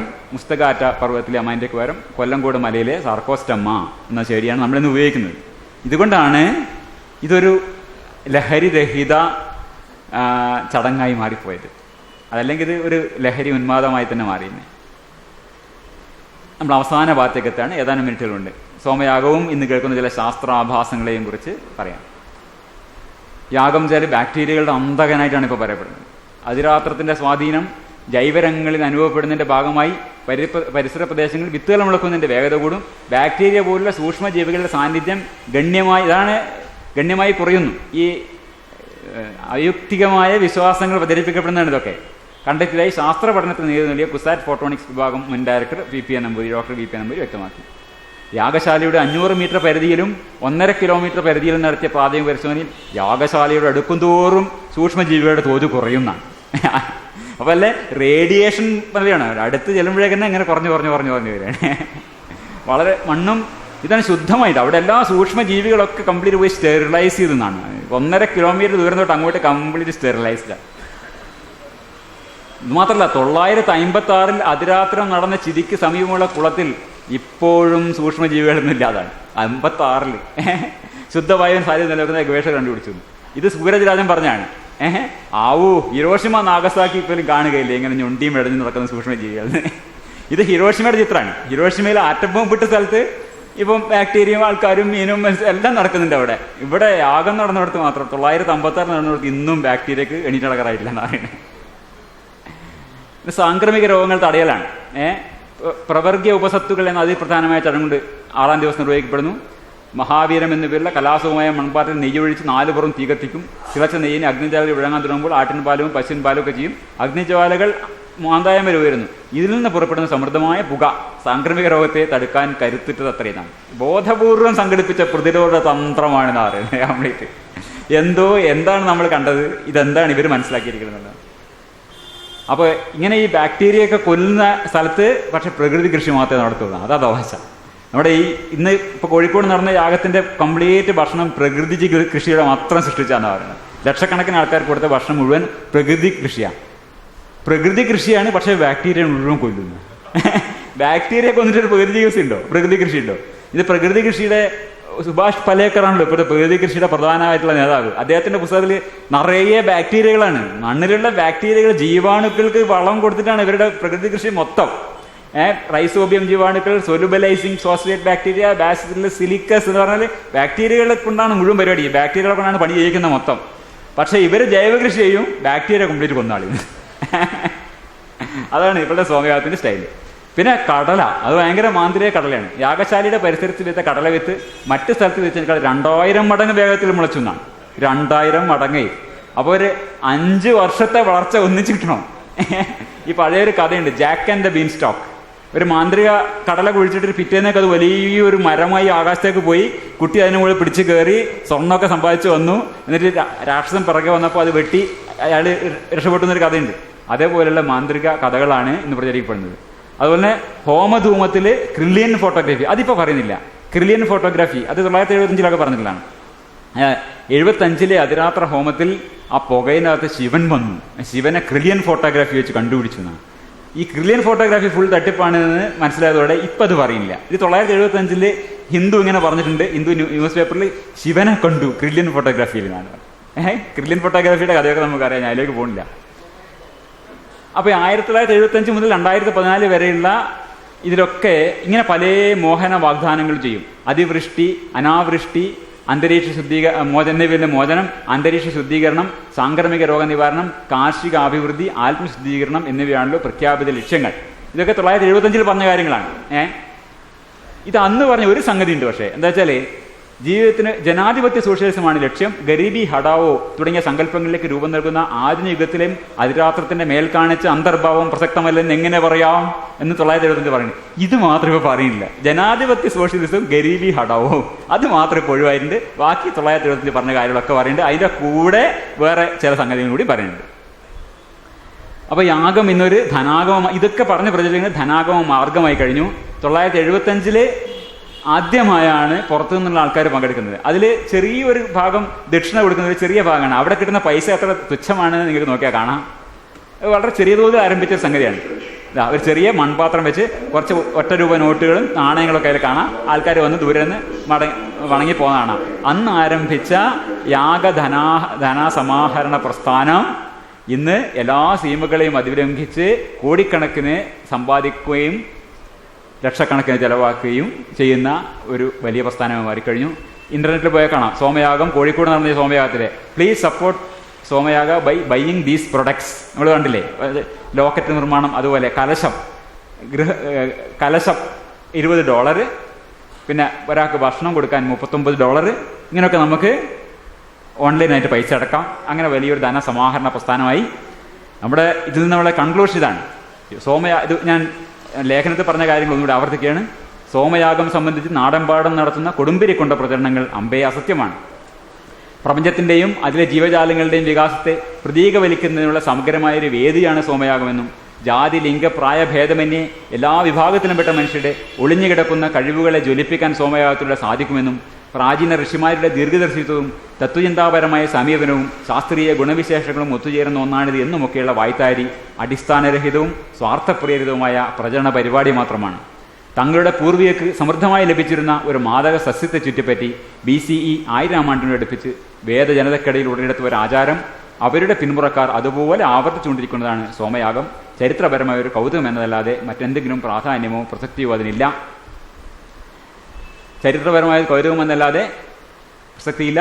ലോകത്തിന് സമൃദ്ധി ഉണ്ടാക്കാൻ യാഗം അനിവാര്യമാണെന്ന് പ്രചരിപ്പിക്കുന്ന ആചാര്യന്മാർ പ്രാഥമികമായി ഉന്നമിടുന്നത് തങ്ങളുടെ സ്വന്തം സമൃദ്ധിയാണ് എന്നത് നമ്മൾ കാണാതിരിക്കരുത്. തങ്ങളുടെ സമൂഹങ്ങളിലെ മതാധിഷ്ഠിതമായ പൊതുബോധത്തെ യുക്തിചിന്ത കൊണ്ട് പുനഃപരിശോധിക്കുക എന്ന പ്രക്രിയ ആധുനിക സമൂഹത്തിൻ്റെ നിർമ്മിതിയുടെ അവിഭാജ്യ ഘടകമാണ്. നമ്മുടെ ചിന്താരീതിയെ നവീകരിക്കുക എന്ന് പറയുമ്പോൾ ഇതാണ് ഉദ്ദേശിക്കുന്നത്. നമ്മുടെ കൾച്ചറൽ കോമൺ സെൻസിനെ, റിലീജിയസ് കൾച്ചറൽ കോമൺ സെൻസിനെ നമ്മുടെ യുക്തിചിന്ത കൊണ്ട് നമ്മൾ വിമർശിക്കേണ്ടതുണ്ട്.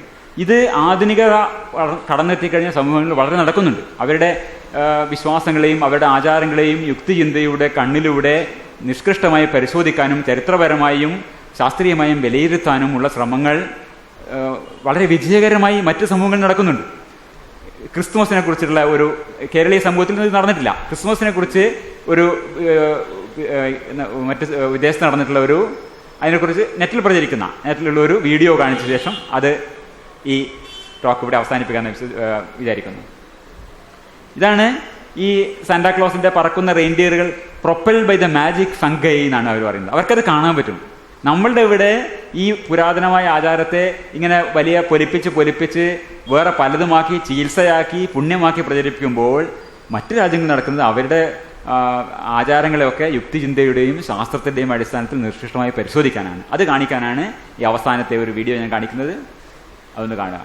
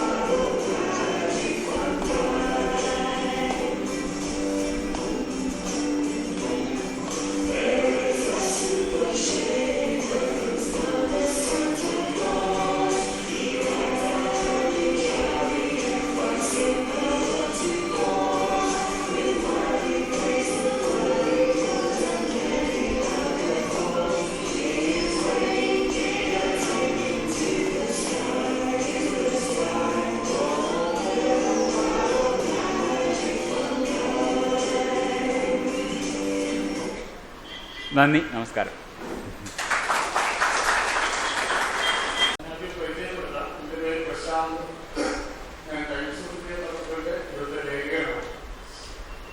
വാസ്തവത്തിൽ ഈ സോമയാഗത്തിന്റെ ഒരു വ്യക്തിമാണ് ഞാൻ. എന്റെ വീട്ടിൽ 5 കിലോമീറ്റർ അടുത്ത് വെച്ചിട്ടാണ് ഈ യാഗം നടന്നത്. അതിന്റെ എല്ലാ പ്രശ്നങ്ങളും ഉണ്ടായി. തുടക്കം മുതൽ തന്നെ ഈ യാഗത്തെ വളരെ കൗതുകത്തോടുകൂടി വീക്ഷിച്ച ഒരാൾ തന്നെയാണ്. പക്ഷെ അവർ ആദ്യം പറഞ്ഞ കാര്യങ്ങളല്ല അവസാന കാലത്ത് യാഗത്തിന്റെ ഫലങ്ങളായി പറഞ്ഞുകൊണ്ടിരുന്നത്. തുടക്കത്തിൽ അവരുടെ പ്രചരണ പോസ്റ്ററുകളിലും ലഘുലേഖകളിലും പറഞ്ഞിരുന്നത് ഐശ്വര്യമുണ്ടാവും, സമ്പൽ സമൃദ്ധി ഉണ്ടാവും, പിന്നെ ഫലഭൂയിഷ്ടമായ കൃഷിഭൂമി ഉണ്ടാവും എന്നൊക്കെ പറഞ്ഞിട്ടുണ്ടെങ്കിലും പിന്നീട് അത് സമൂഹത്തിന്റെ പൊതുബോധത്തിന് എതിരാണെന്ന് മനസ്സിലാക്കിയത് ഉണ്ടാവാം. അവർ അത്തരത്തിലുള്ള അവകാശവാദങ്ങളിൽ നിന്ന് പതുക്കെ പിൻവലിക്കുകയും പിന്നീട് വളരെ പുരോഗമനാത്മകമെന്ന് തോന്നുന്ന ചില ആശയങ്ങളാണ് ഉന്നയിക്കാൻ ശ്രമിച്ചു. അവർ പറഞ്ഞത് സോമയാഗത്തിന്റെ നടത്തിപ്പുകാർ പ്രത്യേകമായി പറഞ്ഞിരുന്നത് ഇത് ശ്രീനാരായണ ഗുരു അയ്യങ്കാളിയും കേരളത്തിൽ എന്താണോ പ്രചരിപ്പിക്കാൻ ശ്രമിച്ചത് അതിന്റെ പ്രയോഗവൽക്കരണമാണ് സോമയാഗം. അതായത് ഒരു കാലത്ത് ബ്രാഹ്മണരിൽ മാത്രം ഒതുങ്ങി നിന്നിരുന്ന അറിവിനെ എല്ലാ ജാതി വിഭാഗങ്ങളും മതമെന്ന് ഉപയോഗിച്ചിട്ടില്ല, എല്ലാ ജാതികൾക്കും ലിംഗ അതീതമായി പഠിപ്പിക്കുന്ന ഒരു. രണ്ടാമതായി പറഞ്ഞിരിക്കുന്നത് ഏറ്റവും പ്രധാനമായി പറഞ്ഞിരുന്നതായിരുന്നു. രണ്ടാമത് പറയുന്നത് വേദത്തെ പഠിക്കേണ്ടത് എങ്ങനെയാണ്. അപ്പോൾ വിശ്വാസ പറഞ്ഞ രീതിയിൽ വേദങ്ങളെ വ്യാഖ്യാനിക്കുന്നത് അബദ്ധമാണെന്ന്. അത് സ്വാമി ദയാനന്ദ സരസ്വതി എങ്ങനെയാണോ വേദം, ഇപ്പം കാശിവാസം എന്ന് പറയുന്നത് സ്വാമി ദയാനന്ദ സരസ്വതി ശിഷ്യന്മാരാണ് നടത്തുന്നത്. അപ്പൊ ഈ വേദവ്യാഖ്യാനം അവരെ സ്വീകരിക്കുമെന്ന് തോന്നില്ല. കാരണം അവർ പറയുന്നത് വേദശബ്ദങ്ങളെ ലൗകികമായി വ്യാഖ്യാനിക്കുന്നത് തെറ്റാണ്. അപ്പൊ വേദത്തിന്റെ അർത്ഥം മനസ്സിലാക്കണമെങ്കിൽ വേദാംഗമായ നിരുക്തമൊഴി, നിരുക്തം എന്ന് പറയുന്ന എറ്റിമോളജി എന്ന് പറയും ഇംഗ്ലീഷ്. ഒരു വേദത്തിന്റെ വേദശബ്ദം നമ്മൾ മനസ്സിലാക്കണമെങ്കിൽ അതിന്റെ ധാതുവിലേക്ക് പോയി അത് എന്താണോ അതിന്റെ യഥാർത്ഥ അർത്ഥം എന്ന് മനസ്സിലാക്കിയാൽ മാത്രമേ വേദം മനസ്സിലാവുകയുള്ളൂ. ഇപ്പൊ സോമം എന്ന വാക്കിന്റെ അർത്ഥം ഇപ്പോൾ നമുക്കറിയുന്ന ഈ ലൗകിക അർത്ഥമല്ല. സോമം എന്നതിന് നിഗൂഢമായ വേറൊരു അർത്ഥമുണ്ട്. അതിന് ആധ്യാത്മികമായ ആദിഭൗതികമായ അർത്ഥം പറയുന്നത്. ഇപ്പൊ ഇന്ദ്രൻ എന്നുള്ളത് യഥാർത്ഥത്തിൽ ജീവിച്ചിരുന്ന മനുഷ്യനല്ല, ജമദഗ്നി ഒരു മഹർഷിയല്ല, പഞ്ചമതം എന്നുള്ളത് പഞ്ചാബല്ല, വൃത്രൻ എന്നുള്ളത് അസുരനല്ല. ഇതൊക്കെ ചില സൂക്ഷ്മമായ പ്രപഞ്ച ശക്തികളുടെ ഒരു സിംബോളിക് ആയിട്ടുള്ള റെപ്രസെന്റേഷനാണ് വേദം. അതുകൊണ്ട് വേദം സാധാരണ പെട്ടെന്ന് വായിക്കുന്ന ഒരാളുണ്ട്. അപ്പൊ നമ്മൾ പെട്ടെന്ന് ഒരു വേദം വായിച്ചാലും വേദം മനസ്സിലാവില്ല. വേദം കൃത്യമായി മനസ്സിലാകണമെങ്കിൽ ഒരു ഗുരുവിന്റെ കീഴെ പോയി പഠിച്ച് സംസ്കൃതം പഠിച്ച് നിരുക്തം പഠിച്ച് മാത്രമേ നമുക്ക് സംസ്കൃതം വേദം മനസ്സിലാക്കാൻ സാധിക്കൂ എന്നുള്ളതാണ്. അപ്പൊ അങ്ങനെയുള്ള ഒരു വാദത്തെ അല്ല, അങ്ങനെ ഒരു പ്ലെയിനിൽ നടക്കുന്ന ഒരു സംവാദമാണ്. അങ്ങനെ ഒരു സംവാദത്തെ നമ്മൾ കേവല യുക്തിയുടെ ഇത്തരം ഇതുകൊണ്ട് എങ്ങനെയാണ് നേരിടുക എന്നുള്ളതാണ്. ഒരുപക്ഷെ ഞാൻ ഇവരോട് സംബന്ധിക്കുമ്പോൾ പലപ്പോഴും പരാജയപ്പെട്ടു പോകുന്നത് ഈ നമ്മൾ രണ്ടുപേരും സംസാരിക്കുന്നത് രണ്ട് കാര്യങ്ങളായിരുന്നു. അപ്പോൾ പ്രത്യേകിച്ച് ഞാൻ ഈ ഫ്രീ തിങ്കേഴ്സിന്റെയോ ഈ യോഗത്തിൽ നിന്ന് പങ്കെടുക്കേണ്ട ഒരാളാണ്. ഈ യോഗത്തിൽ പങ്കെടുക്കാൻ കാരണം തീർച്ചയായും ഇതിന് ഉത്തരം ഇതിപ്പോൾ പേഴ്സണൽ ഫൈറ്റേഴ്സ് നടന്നുകൊണ്ടിരിക്കുകയാണ്. അപ്പം അതിനുള്ള എങ്ങനെയാണ് ഈ ഒരു വേദം അതിന്റെ യഥാർത്ഥ അർത്ഥം എന്ന് അവർ പറയുന്നത്, ഇവരുടെ പറയുന്നത് അവർ പറയുന്ന അർത്ഥത്തെ നമുക്ക് എങ്ങനെയാണ് ഘടിപ്പിക്കാൻ കഴിയുക എന്നുള്ളതാണ് എന്റെ അടിസ്ഥാനപരമായ സംശയം. ഇവർ രണ്ട് തരം ലക്ഷ്യങ്ങൾ പറയുന്നതിന് എനിക്ക് പെട്ടെന്ന് തോന്നിയ കാര്യമാണ്. ഈ യാഗം എന്നാൽ വലിയ ഒരു ധനസമാഹരണ യജ്ഞമാണ്. വലിയ തോതിൽ മാസങ്ങളോളം വർഷങ്ങളോളം നിൽക്കുന്ന ധനസമാഹരണത്തിൻ്റെ ഘട്ടത്തിൽ വ്യക്തിഗതമായ കാര്യങ്ങൾ പറയണം. നിങ്ങൾക്ക് ഈ കാശ് ഞാൻ $20 കൊടുത്താൽ എനിക്ക് എന്ത് കിട്ടും? കാരണം കാശ് പോക്കറ്റിൽ നിന്ന് വേണം വരാൻ, വേറെ എവിടെ നിന്ന് കാശ് വരാനില്ല. അപ്പോൾ ഈ പോക്കറ്റിൽ നിന്ന് കാശിനെ ഇറക്കത്തക്ക ന്യായങ്ങളാണ് ആദ്യഘട്ടത്തിൽ പറയാം. അതൊക്കെ കയ്യിൽ കിട്ടിയാൽ പിന്നെ വേണ്ടത് പരസ്യമാണ്. അപ്പോൾ പറയുമ്പോൾ ഈ ലോകത്തിനെ മൊത്തം ഉദ്ധരിക്കാനാണ്, ഫ്രീ ആയിട്ട് ലോകത്തിന് മൊത്തം ഒരു ബൂസ്റ്റ് ഓഫ് എനർജി കൊടുക്കാനാണ് എന്ന് പറയാം. നഷ്ടമൊന്നും വരാനില്ലല്ലോ. കാശ് വരേണ്ടത് വന്നു കഴിഞ്ഞു. ആദ്യഘട്ടത്തിൽ ലോകത്തിനെ മൊത്തം നന്നാക്കാനെന്ന് പറഞ്ഞിട്ട് $20 എടുത്ത് കൊടുക്കാൻ പറഞ്ഞാൽ ആരെങ്കിലും കൊടുക്കുമോ? ലോകത്തിനെ മൊത്തം നന്നാക്കാൻ വേണ്ടി 10 പൈസ കൊടുക്കുന്ന ആരുണ്ട് ഇവിടെ? അങ്ങനെയാണ് മാഷൊക്കെ ഇവിടെ വന്നിത് പറയേണ്ടി വരില്ലല്ലോ. അപ്പോൾ അതാണ് അതിൻ്റെ കാര്യം എനിക്ക് തോന്നുന്നത്. പിന്നെ നിരുക്തം വെച്ചിട്ട് വേദം വായിക്കണം എന്ന് പറയുന്നത് എന്താ സംബന്ധമാണ്? വേദമുണ്ടായിട്ട് എത്ര വർഷം കഴിഞ്ഞിട്ടാണ് നിരുക്തമുണ്ടായത്? വേദമുണ്ടായിട്ട് 1000 കൊല്ലം കഴിഞ്ഞിട്ടാണ് നിരുക്തം ഉണ്ടാവുന്നത്. അപ്പോൾ പിന്നെ ഇത് പറഞ്ഞാൽ എന്താ അർത്ഥമുള്ളത്? ഈ 1000 കൊല്ലം മുമ്പുണ്ടായ സാധനത്തെ ഇന്നുണ്ടാക്കിയ ഗ്രാമർ വെച്ച് വ്യാഖ്യാനിക്കണം എന്ന് പറയുന്നതിന് എന്താ അർത്ഥമുള്ളത്? അപ്പോൾ അതിൽ അർത്ഥമൊന്നുമില്ല. വേദമാണ് ആദ്യം ഉണ്ടായത്, പിന്നെയാണ് നിരുക്തം വരുന്നത്. അപ്പോൾ പിന്നെ വേദം വ്യാഖ്യാനിക്കാൻ നിരുക്തം വേണമെന്ന് പറയുന്നത് വെറുതെ പറയാണ്. പിന്നെ ഇതൊക്കെ വേറൊരു അർത്ഥമുണ്ട് എന്ന് പറയല്ലോ. ഇതൊന്നും അല്ല ഇതിൻ്റെ അർത്ഥം. ഇത് നമ്മുടെ സുഹൃത്ത് സന്ദീപാനന്ദ ഗിരി ഒക്കെ ഗീതയെ വ്യാഖ്യാനിക്കുന്ന പോലെയാണ്. അതിനൊരു മറുപടി കഴിഞ്ഞ യുക്തിവാദത്തിൽ കൊടുത്തിട്ട് അത് ഞാൻ വായിക്കാം. വ്യാഖ്യാന ഫാക്ടറി എന്നാണ് പേര്. പരമപൂജ്യ സ്വാമിജിയുടെ മെയിൻ കാംഫ് ജ്ഞാനയജ്ഞം. മീൻ കാംഫ് എന്നൊക്കെ അറിയാലോ, ഹിറ്റ്ലറുടെ ആത്മകഥയാണ്. മീൻ കാംഫ് ജ്ഞാനയജ്ഞത്തിൽ പങ്കെടുക്കാൻ ഉള്ള ഭാഗ്യമുണ്ടായി.